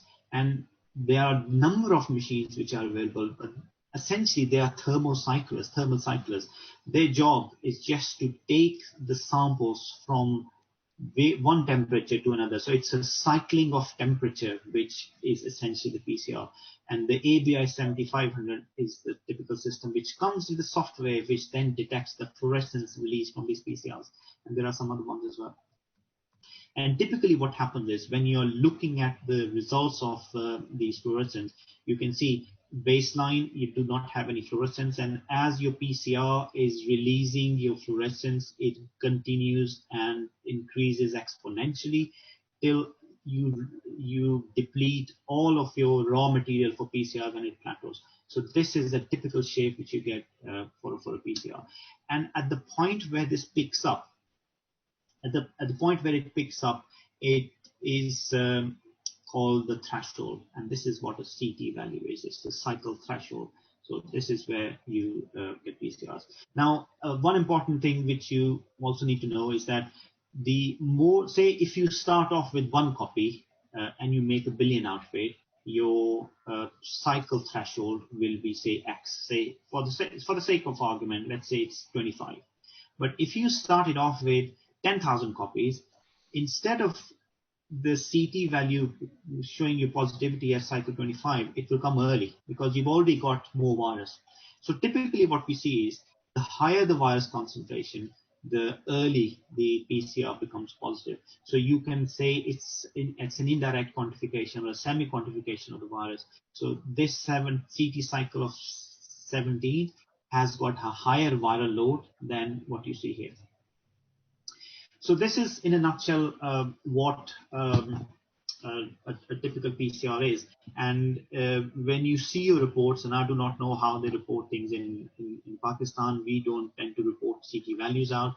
We just tell them they are positive or negative, and we don't tell them which particular gene they've used. It's just knowledge to us. So if somebody was to ring me to find out what gene do I use for my PCR, I will have a conversation with them and I'll let them know what happened.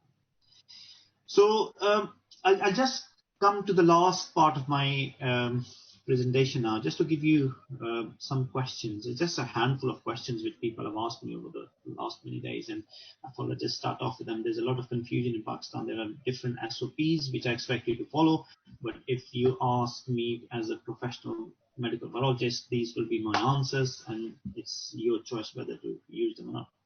So if somebody asks me, I have symptoms, do I need to get tested? It's a very simple question, and there's a very simple answer. What I would say is that for anybody who's hospitalized, you should try to get tested. However, if you are in the community and you do not want to get tested, and if you've got a typical clinical syndrome, for example, you've got loss of taste and loss of smell, and you've been in contact with somebody who's had COVID confirmed, then you don't need to get tested. And I say this within the core of myself as a medical virologist. I believe everybody should be tested. But in the context of Pakistan, when there is, if you have 5 people in the household and all of them need testing, and you're talking about 25,000 to 50,000 rupees, I think you need to rationalize the use of resources. So I would just say, think whether you require testing or not. I live in a small house with 8 people. How do I self-isolate? And of course, it's a very difficult thing to do. In an ideal world, I would ask you to just go to a place where you can, or send everybody, the 7 people, somewhere else. But that's not reality. It's not going to happen. So what you then do is you just move towards the furthest area in the house. You try to protect yourself. You wash your hands properly. You have a very good hygiene. You use masks, whatever. I won't say full PPE, but just protect yourself, protect others in the vicinity. Chances are they will have the infection because household contacts are supposed to be, they are considered to be very likely to transmit anyway. Can I eat takeaway food? The answer is yes, you can, as long as when you go out to collect the takeaway, you do not touch, and you take all the precautions and come and wash your hands. The virus is killed by the stomach acid, and you are not at risk of getting that infection, and it infects the respiratory epithelium, so it's not going to affect your gut. I have tested positive. When should I get retested? The answer is you should not get retested. So just forget about it. No antibody test, no PCR test. Your symptoms are over, and go follow your SOPs in terms of what do you define symptoms as. And once your symptoms are over and your fever has settled down for more than 24, 48 hours, that's it. Do not get tested. The problems you see with PCR persistent positivity is because you unnecessarily get tested. Just save yourself some money. If you want to spend the money, give it to charity. Don't do extra tests. And the other thing you have to remember is that the whole laboratory setup in Pakistan is very commercial, and they will never ask you not to test because it's not in their interest. I think this is the last question. So I have come in contact with the case of coronavirus. What shall I do? Now, I remember, I think there was a social media tweet going back a few weeks where Imran Khan was tested, the Prime Minister, because he had contact a day earlier with somebody who tested positive, and they tested him the next day. It's a complete waste of time. The virus will not be visible in any of the blood, in any of the body compartments before 4, 5, 6 days. So it's a complete waste of time. What I would strongly suggest you do is not to get tested if you do not have symptoms. Again, save yourself some money. You have to spend 14 days before you actually find out whether you have or haven't got the infection. If you don't develop symptoms, you're isolated anyway, so you don't have to worry, but you should be isolating. And if you do develop symptoms, you know you've got coronavirus, you don't even need a test. So avoid overusing the PCR test. And there are some nuances and some subtleties in this we can discuss. But the other important thing, I've got more questions. Hang on. So when do I get tested for antibody? And again, if you ask me, it's a complete waste of time. If you want, you can get tested, but all it's going to tell you is that you had been exposed at some stage. It won't tell you whether you had asymptomatic infection or post-symptomatic infection 3 months ago, or the current illness you've experienced was because of coronavirus. So there are limitations, and we don't use antibody in our practice. It's not how the respiratory virus should be diagnosed. So how urgently do I have to take a sample taken at home to the lab for testing? The answer is you put the sample in the fridge. You can take it the next day. Sometimes in our lab, the samples are kept for whatever reason for more than 1 day. It does not affect the sample quality. So as long as you put it in the fridge, it should be okay. But do not put at 40 degrees in the room temperature because that may destroy. And my lab wants to offer the service. Which test do I buy for PCR? And again, that's a big discussion. You have to look at the performance characteristics. You have to look at the sensitivity, specificity before you actually decide.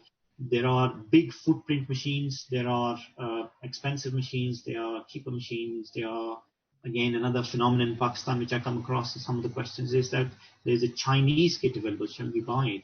And it doesn't really matter whether it's from China or not. You're just looking at the performance characteristics. You don't care about where it's come from. As long as they can guarantee you the performance characteristics, I think that's what you need and that's what you want. Right. Okay. I'm very sensitive about this question because people have talked so much about the PCR sensitivity, especially in the WhatsApp community. All those screenshots which come my way, and it just makes me boil. So what you have to remember for PCR is, and in our experience, what we found is, because we've done a lot of screening in the setting where people haven't had symptoms, what we found and realized is that PCR is very good in diagnosing acute infections. So if you follow people up who've been exposed to the infection, you will see the PCR becoming positive and the patient developing symptoms. At the technical level, the PCRs are 100% sensitive. That is one of their weaknesses. So it picks up even very, very small amount of RNA or DNA present in the sample. So why do you talk about PCR being less sensitive? What people have confused things with is that COVID-19 has got two distinct type of clinical syndromes and clinical presentations. So the vast majority of patients will get rid of their symptoms in the first 4, 5, 6 days, a week, and then the PCR will become negative after that. So if you were to do a PCR after day 7, chances are the virus is no longer there. So if you're trying to do a PCR at that stage, you will not get any positivity, but you may take this as a loss of sensitivity. It's not. It's the virus is not there. The cytokine storm typically happens after day 7, day 8, day 9, day 10. In a study in China, what they found was that the median time for people to present to the hospital was about 8 days, and for them to go to the ITU was about 9-10 days. So the latest stage of the infection is, or the, shall I say, not infection, so the latest stage of the COVID presentation, which is typically going to the hospital and the ITU, PCR compartmentalizes, so it goes into the lungs, so you won't see that in your throat swab, the nasal swabs. But if you do a deeper sample, which is typically a sputum sample, but if the patient is not producing sputum, you have to take a bronchoalveolar lavage, and it's an aerosol generating procedure which we obviously don't encourage. But if you were to do a BAL, then you will find PCR positivity there. So there are all these diagnostic questions which you need to consider. And what I'll do is now I'll hand over back to Amjad, because I think this was my answer. Over to you. Thank you, Dr. Razanaqui. Yes, it's a minefield out there. So before we move on to the question and answer sessions, I'd like you to point out a few things. I'll try and link two questions together from Dr. Naqvi just mentioned about the fact that cytokine storm occurs roughly around the 9 to 10 day mark. And Basra, it's been asked, but when is the right time to start remdesivir? Was a question linked by the same person called Arif Rashid. So if you can answer that, then I'll move on to the next phase.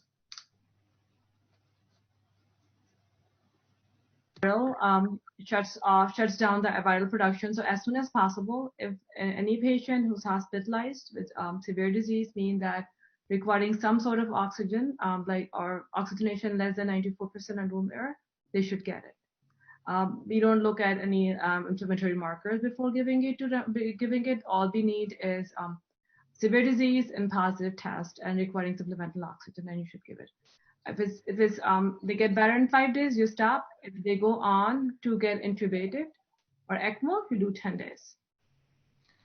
Thank you. Just laying down some small ground rules here. So best way to go forward is, before I move forward and I forget, please like our Facebook page, leave feedback as well, because that will help us improve our service here.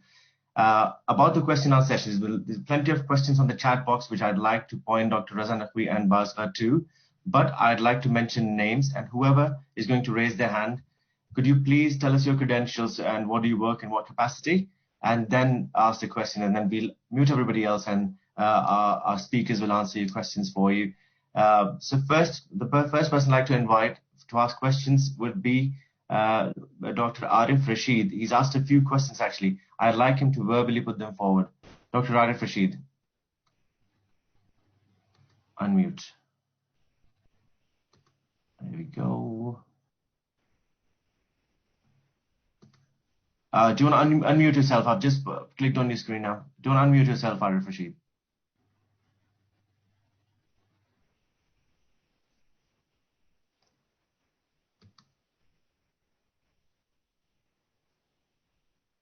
Arif Rashid, could you unmute yourself?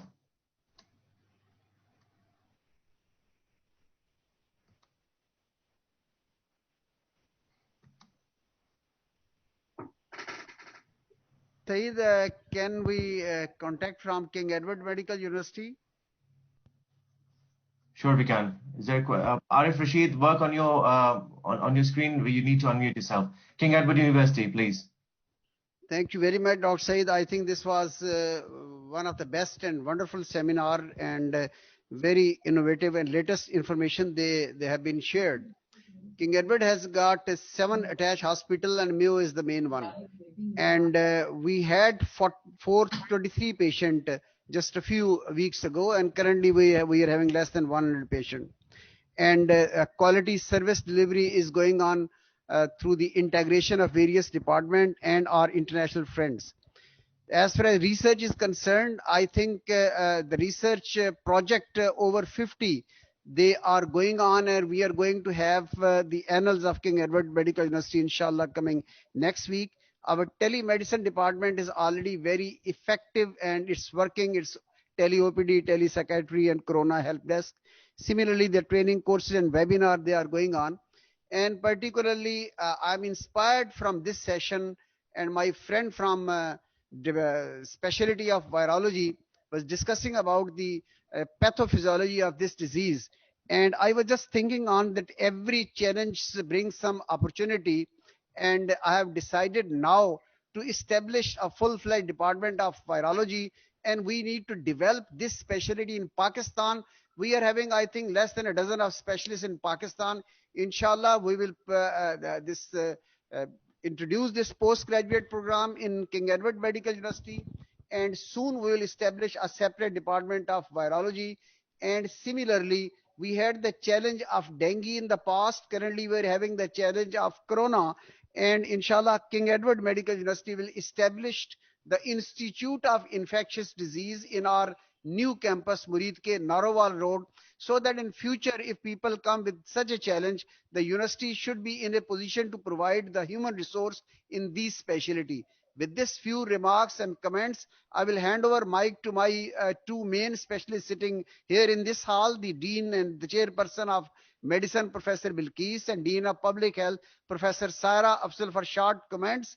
Professor Saeed is already there, the Chairperson of Department of Pathology, and I have requested him to send the requisition for 2 posts of Assistant Professor of Virology. So we should establish this department here at King Edward Medical University. And for short comment, first to Saira Afzal and then to Bilqis Shabir. Thank you very much. It was a wonderful presentation.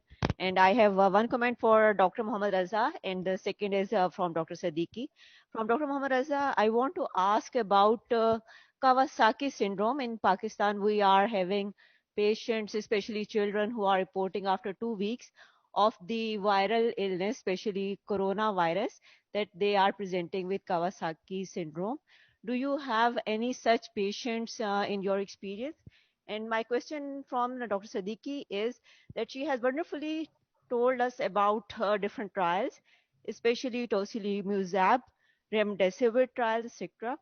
But I have seen that in recovery trial, they have stopped the hydroxychloroquine arm. And in remdesivir, again, the hospital stay, that has been decreased. However, it has no effect on mortality. So what is your experience about these trials? Thank you very much. Shall I go first? Or? Right, okay. It's thank you very much. Dr. Gondal used to be my assistant professor, I think, when I was in King Edward, so it's nice to see you again. And going back to your point about establishing a department, I think this has always been my vision, to have a central laboratory somewhere which caters for all the needs for Punjab, if not Lahore. So it's nice to know that you've done that initiative. Coming back to the point, but if you need any help, of course, we can chat later on.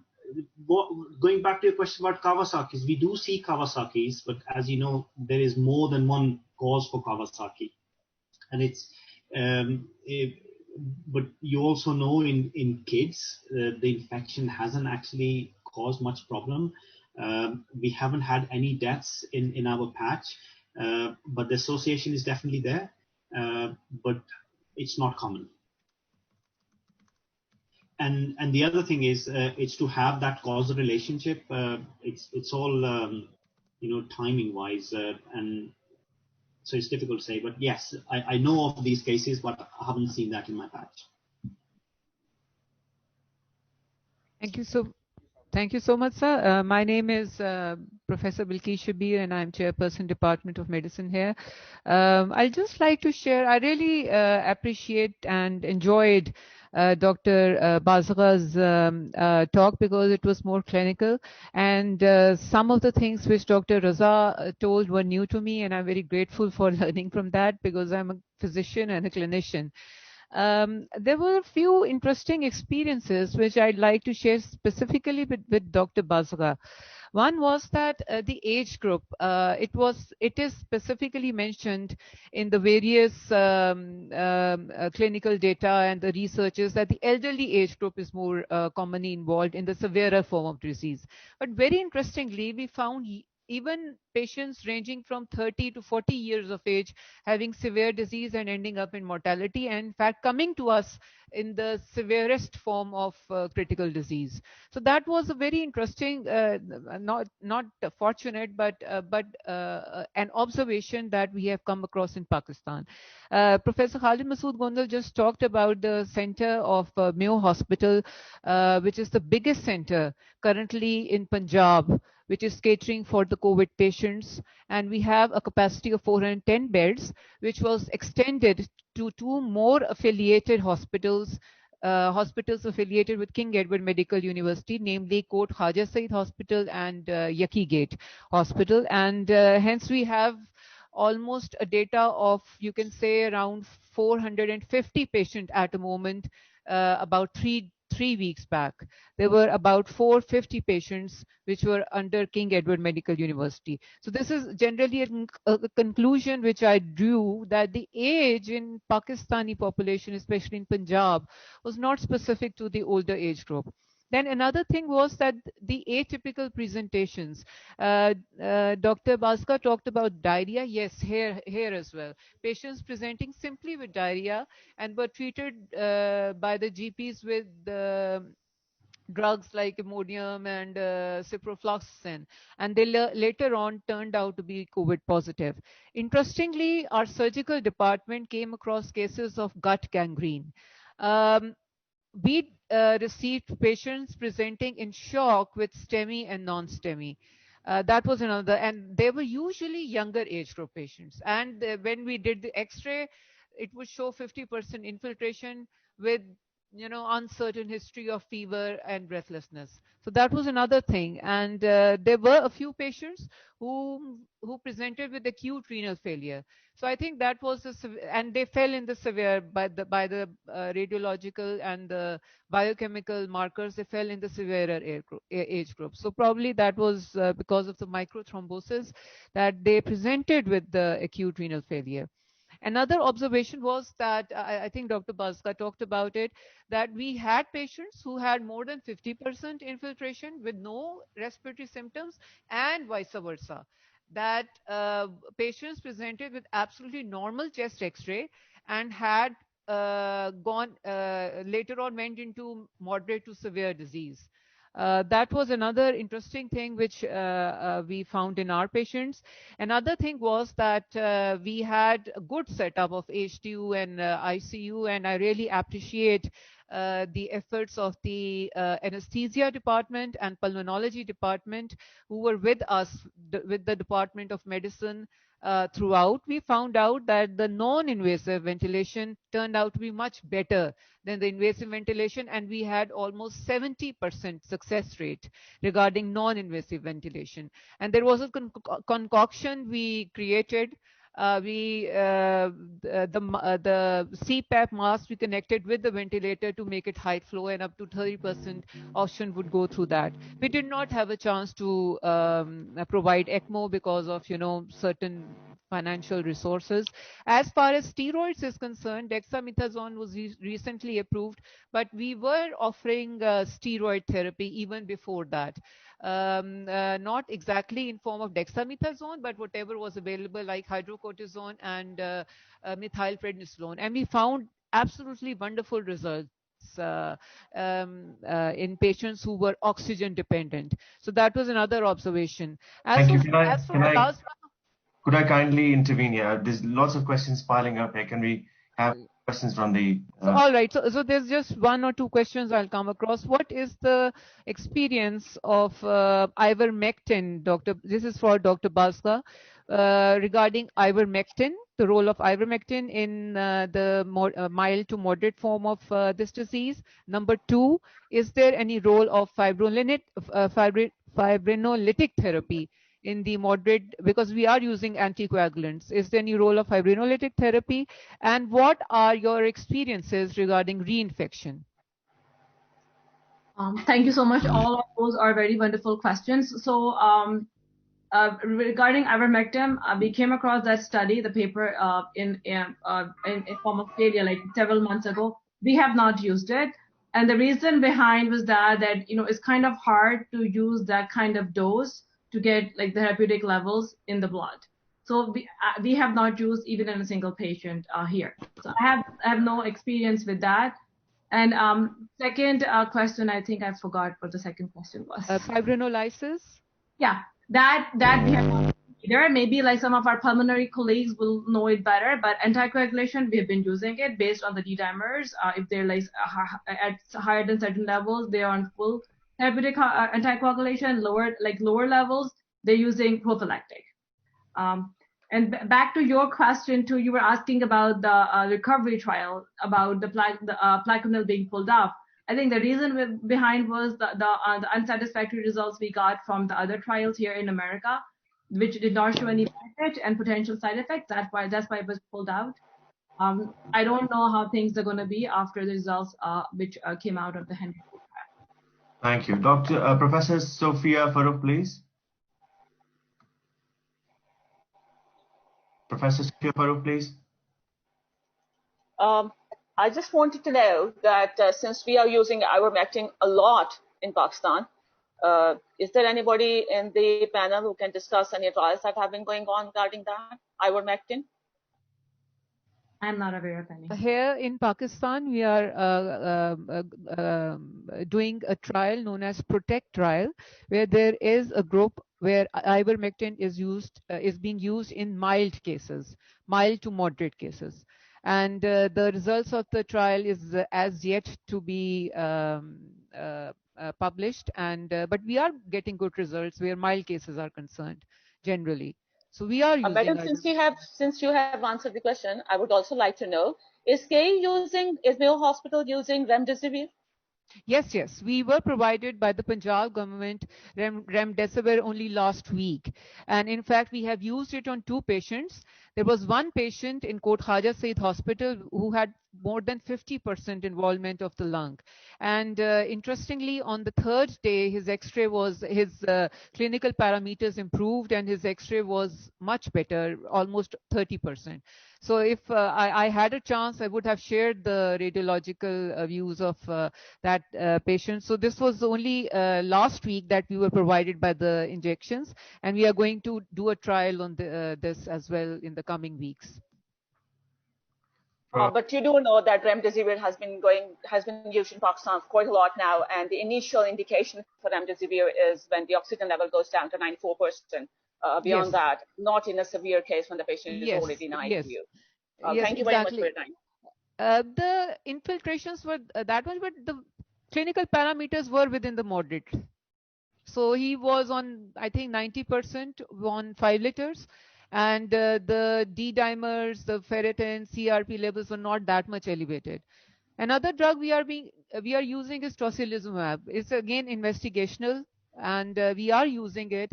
And the results are still to be published, but we are getting good results where moderate disease is concerned, and we have certain parameters which already Dr. Baska talked about: serum ferritin level, CRP, LDH, and D-dimers, beyond which we use that drug. So we are getting good results with tocilizumab. As far as plasma is concerned, we are not using it at our institute, but there are two other institutes in Lahore, PKLI and Services Hospital, who have been registered for clinical trial on plasma, and where they still have to produce their results. But they are again using on mild to moderate cases, not on severe cases. Right. Question for Dr. Razan Naqvi. Lengthy procedure in Pakistan in extraction of RNA because we have been provided manual extraction kits. Another thing is different amplification kits are targeting different genes in coronavirus 2 testing, which is more accurate. Another thing in the interpretation of PCR results is CT value. Usually we considered negative when FAM CT value greater than 32. Please comment.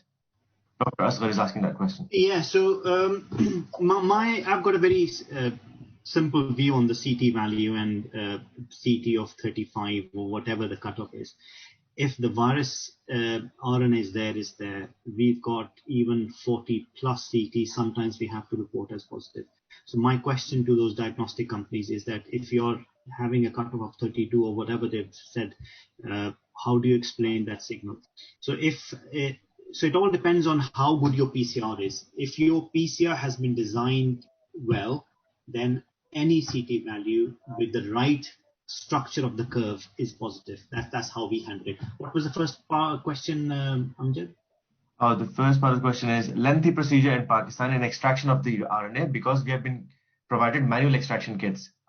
Yeah, okay, got it. So the manual extraction kit, it's a pain, it's laborious, prone to errors. If you can get an automated platform, that is the best thing to do.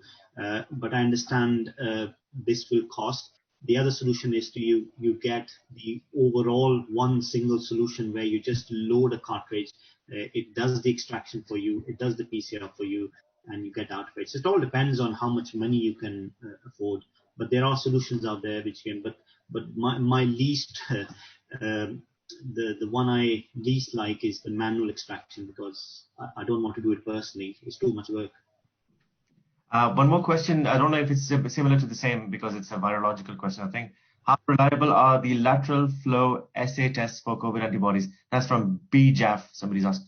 Yeah, I mean, lateral flow assays, I would just say throw it out of the window. So lateral assays are like the pregnancy test you get in supermarkets. So you put the sample on, you'll get a line to say it's positive or negative. The performance are not very good. IgMs, don't bother with the IgM. Any IgM test I strongly discourage. IgG is only used for seroprevalence and there is no further use. So I would just say sometimes it's better not to do the test rather than doing the test. So I wouldn't rely on them. Good. Dr. Arif Rashid has asked a few questions. I'll pick out a few. What are the significance of rapid antibodies testing for coronavirus infection? Well, rapid is that's like the lateral flow assay. So I'll answer that.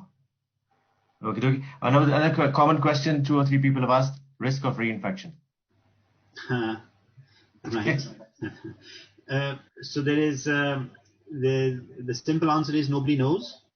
But as a medical virologist, I'm of the firm belief that reinfections will occur at some stage, but not in the same season. Okay. So you class this as the same season. So I'll be very surprised if you get reinfected.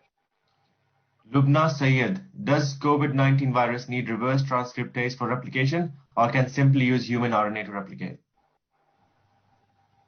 I don't think there's a reverse transcriptase. I'll have to look it up. Okay. Dr. Osama Khalid, physician, private setup in Karachi. What is the criteria for using tocilizumab? Dr. Basra? Increased inflammatory markers, ferritin more than 1200, or CRP doubling more than 20 or 30, and LDH, all those markers going up. So at least 2 of them, and persistent fevers, clinically not getting better. You've already tried remdesivir, not getting better. Then you go ahead. You can give 1 dose of ecterma or tocilizumab. Okay. I'm just on that. Yeah. Sorry, go on. No, go ahead. I'm done. No, just somebody interestingly asked me the question from somewhere that, well, not to me, somebody else, the role of IL-6 diagnostic test. And people are just talking about those hi-fi tests even. I mean, we don't have in the UK, we've got money to spend. So sometimes people just go for things which are not necessarily required. So you just have to be cautious of that. So we do check IL-6 levels in one of the hospitals around that, and this is used as one of, like, the pro-inflammatory marker for use of IL-6 inhibitors. But if we don't have it, you can use the other markers, like fever and clinical markers too. So it's not. I'm thinking from a resource poor setting that it's something which you can do without. And one thing actually, I want to mention is that it's better to have a rapid HIV test and Hep B antigen test before deciding to give tocilizumab, because you don't want to, like, player those and have underlying Hep B undiagnosed, somebody coming from remote area or a village and getting out of control. So ideally, people should be getting that too. And then, Bhasga, of course, if we are playing with the immune system and we are giving all these monoclonal antibodies, there'll be effects down the line when the patient survives. Absolutely, yeah, absolutely.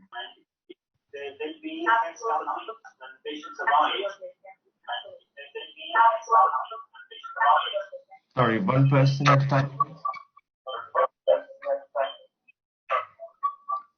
I'm Dr. Fatma. No. I'm Dr. Fatma from Civil Hospital, Karachi. I want to know about the... Go on, we are listening, Dr. Fatma.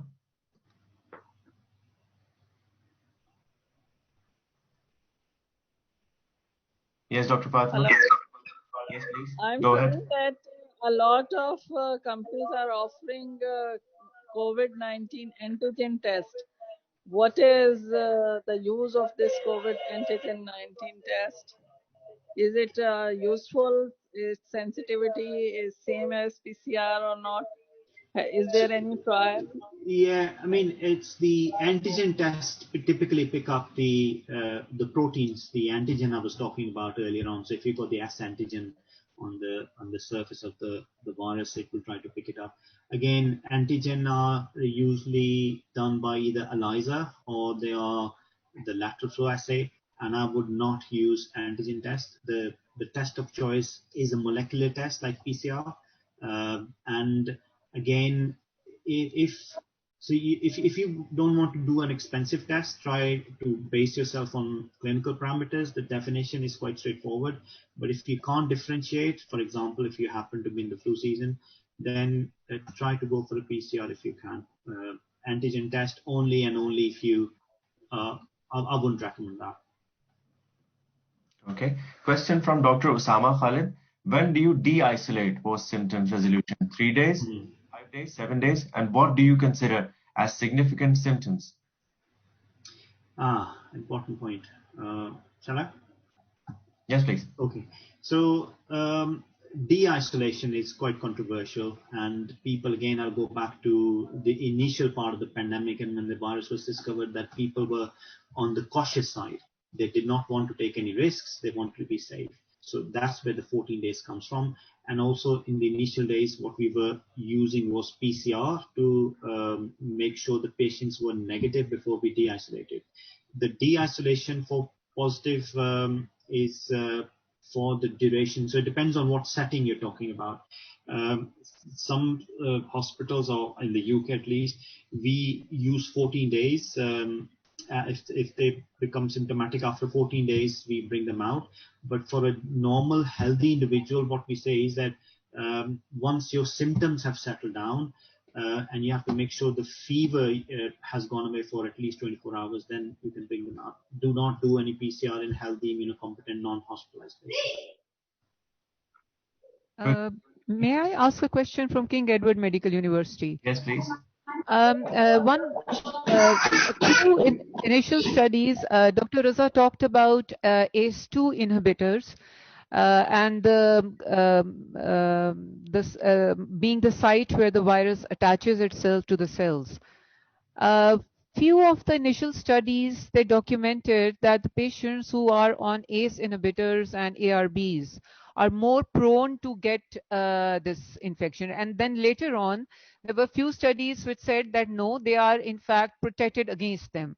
We ourselves conducted a study at our institute over 150 patients who were presenting with varying degrees of severity of COVID, and we found out that there was no difference whether they were taking and they were and not taking. So, what is your experience regarding the use of ARBs and ACE inhibitors in COVID? Basga, I'll let you answer that. Sure. So to tell you the truth, we haven't really looked at it. Myself, I haven't really looked at it yet. There are some subpopulation which in obese people, and it could be young. There could be some upregulation of ACE inhibitors receptors, which might lead to severe disease. In the patients coming in, I really haven't looked at it. However, we are putting in all the data. So hopefully over like next few months or next 6 months, we will get some answers, because the part of the expanded plasma program we are with all the information we're putting in ARB or ACE inhibitors use. So hopefully we will get some answers. Right now, I don't know. Right, and then there's one more comment. We found out that this cytokine storm was in our situation, we came across many psychiatric emergencies. We have Professor Ali Madi Hashmi with us, who was with us in this struggle, who is with us in this struggle against COVID. If he could give some comments, and if you could share some comments about the acute psychiatric emergencies, you could, Thank you, Professor Bilkis. So we've observed here in Lahore that secondary to COVID, we've had an increase in both an aggravation of psychiatric symptoms in people with pre-existing psychiatric illness, and many new onset psychiatric illnesses, primarily depression, anxiety, suicidal ideation, and even COVID-related or post-COVID psychosis. So I was just at my department, we're treating a young woman who had COVID, and following that had several days of sleep deprivation and developed frank psychosis, no history of psychiatric illness. So what we are expecting is that now that the cases in Lahore and Pakistan are very gradually declining of acute COVID, it seems like we are now expecting a sharp spike in the incidence of mental health related issues, anxiety, depression, and other mental health related issues as we go forward over the next few months. That will be complicated by the fact that we are already very short of mental health manpower all over Pakistan. So we have a total of about 400 psychiatrists all over Pakistan. The number of psychologists is also limited. Other primary care mental health workers are also limited. So we are trying our very best to cobble together some resources to deal with what we expect to be an onslaught of mental health related problems secondary to COVID, not just the medical aspect, but also the economic problems, the social issues because of the economic problem, joblessness, things of that sort. So I'd be curious to know, we are dealing with it here the best we can, obviously. But I'd be curious, if there are any psychiatrists that are listening, I'd be curious to know their experience, or other panelists, if they want to add to that, in terms of, have you seen any mental health related issues related to COVID in your experience? Thank you. We've not added mental health to our discussion today, but we've had a session on mental health 3 weeks ago, and there's a recording on that, specifically on this topic for mental health. That was 3 weeks from Saturdays. You can have a look at that. And we appreciate your input from King Edward. Thank you. Any more questions? Lubna Miraj, after 14 days, you recommend to quit isolation without a test. Few positive even after 14 days. What is the further plan of action? Oh yeah, don't do a PCR. Just remove them after 14 days. Do not do a PCR test. Any further questions on testing and treatment? Sanobar Qureshi. Yes, please. Sanobar Qureshi. I'm Dr. using this title. And I have asked one question from the Dr. Basga, because she has not recommended azithromycin in the treatment, which is the drug most of 90% of the Pakistani population, they are using azithromycin in the treatment, and even the person who is home isolating himself or herself, they are taking 5 days, 6 days azithromycin 500 BD in Pakistan. So I need comments from Madam Bazga. Is there any specific role for azithromycin, because she has not recommended it? So yeah, very good question. Answer is no. Azithromycin can cause immune modulation and has some anti-inflammatory effect, but the risks outweigh whatever limited benefits it might have. It can cause cardiac arrhythmias, and and a lot of these people who have COVID-19 can get myocarditis. So any drug which might potentially cause cardiac arrhythmia, is put them at higher risk. So I would suggest no. And I know a lot of people, but in Pakistan, people take a lot of antibiotics for pretty much everything. Even for sniffles, they start Augmentin. So I would say there is no role. Even with months ago, even before the other studies came out, we had stopped using azithromycin with Plaquenil because we were seeing a lot of QTC prolongation. Day 1 is like 380, day 2 for 450, day 3 going to 550. One of our young patients actually died of torsional cardiac arrhythmia because QTC prolongation. So we stopped using azithromycin long time ago. Even before COVID-19 came in, there was a warning of use of azithromycin, which is causing sudden death. So I would strongly say no, it's not going to do any benefits. Another sporting comment for this is that Pakistan is also an endemic area of typhoid. So multi-drug resistant typhoid, and we were using this azithromycin in the MDR. So we should save this drug in spite of using azithromycin in a large scale in COVID-19 patients. Absolutely, you're right about that, because with the typhoid like Salmonella, there's a lot of chloroquine resistance already in South Asia, including Pakistan and India. And so Cipro doesn't work in a lot of patients. So azithromycin has been working and has been used as a drug of choice for typhoid.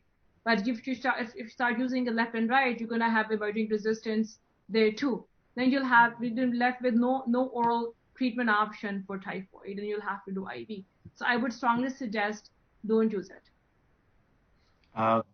Question from Mohammed Fahim Afzal, professor from King Edward. So far we are able to determine infectivity period or not. So have we been able to determine infectivity period or not? What is the significance of both PCR and antibodies when PCR is still positive after 2 weeks of initial positive PCR? So the PCR positivity essentially is picking up a very low level of RNA, which is being shed from the respiratory epithelium. The community believes these are not infectious PCR positivity. So the typical marker which you use to determine infectivity is a viral culture. And virus culture, there is a couple of studies which have shown that the chances of having an infectious virus after this time are less than 5%.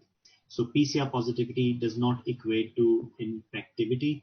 And for that reason, we are quite confident that people who are not in special population like the stem cell transplant, very immunocompromised, you don't have to worry about them.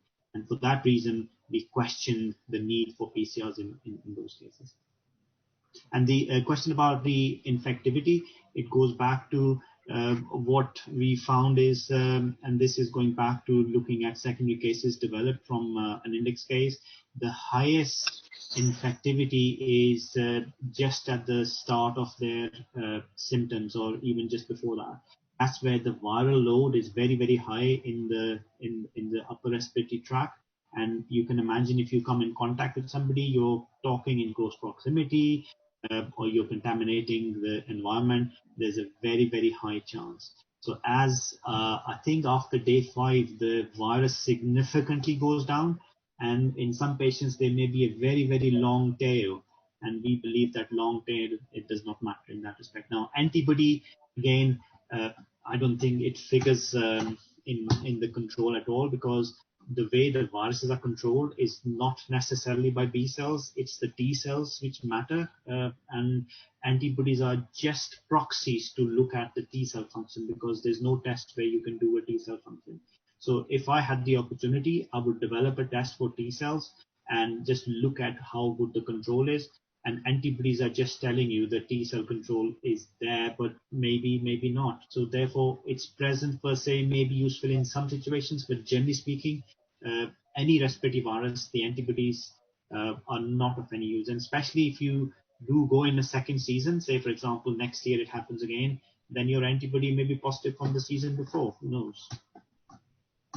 The same person, Mohammed Fahim Afzal Saab, has asked, what is the right test then, total or IgG?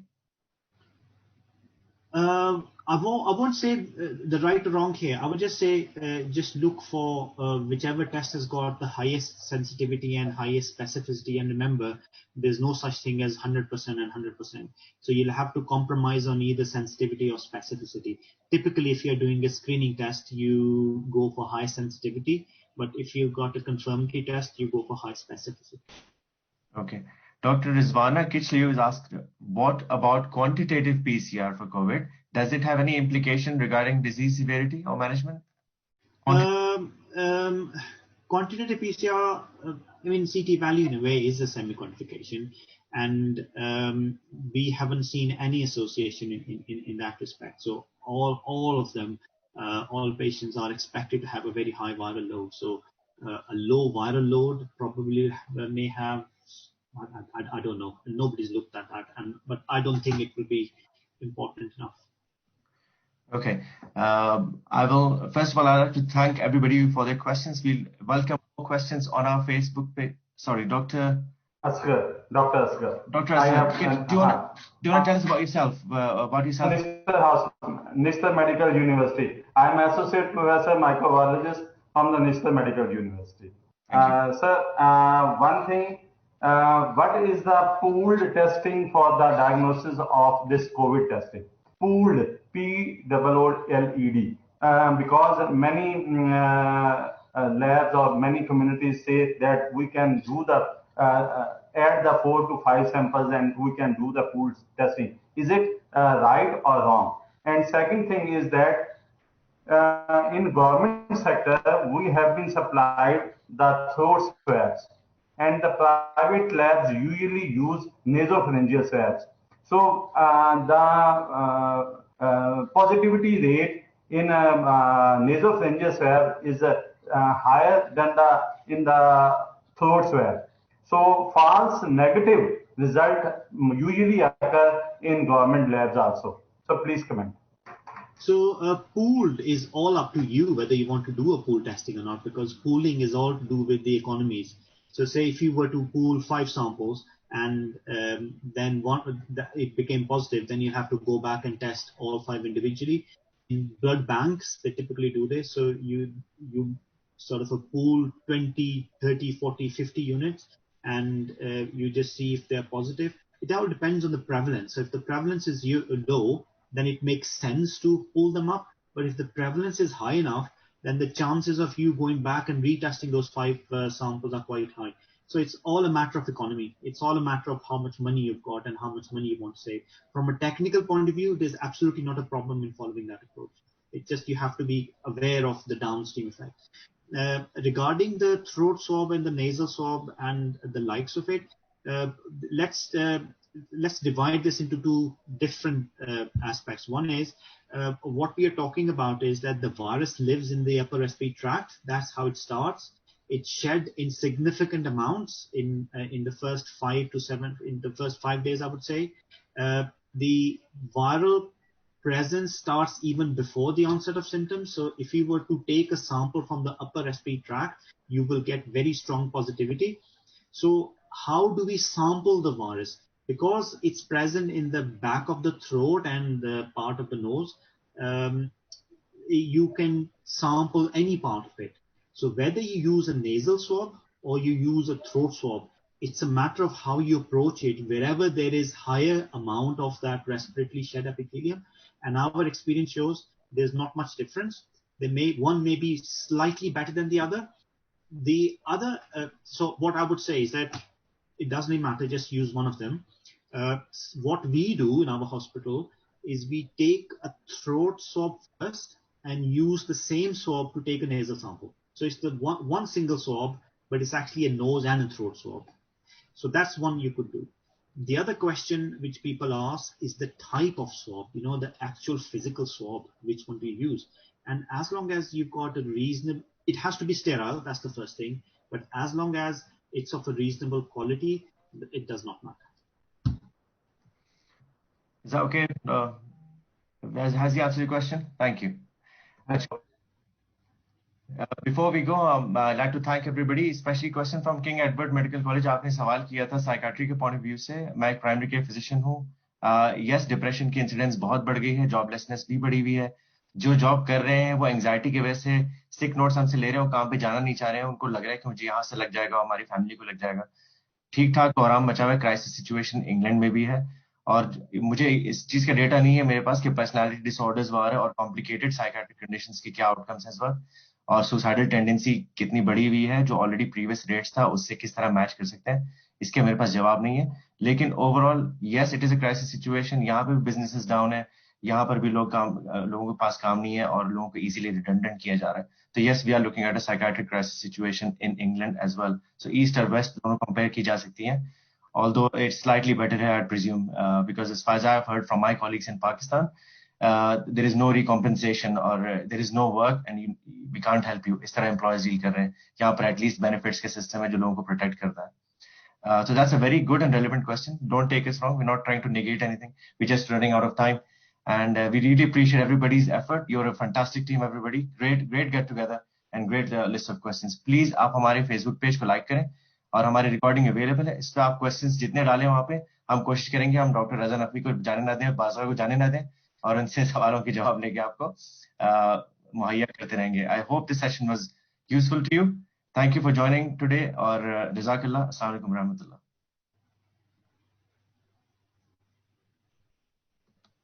Assalamu alaikum. Thank you, Bazwa. Thank you, Raza. Thank you. It was very, very, very nice and very informative. Thank you. Thank you so much. Have a good day. Okay, thank you. Assalamu alaikum.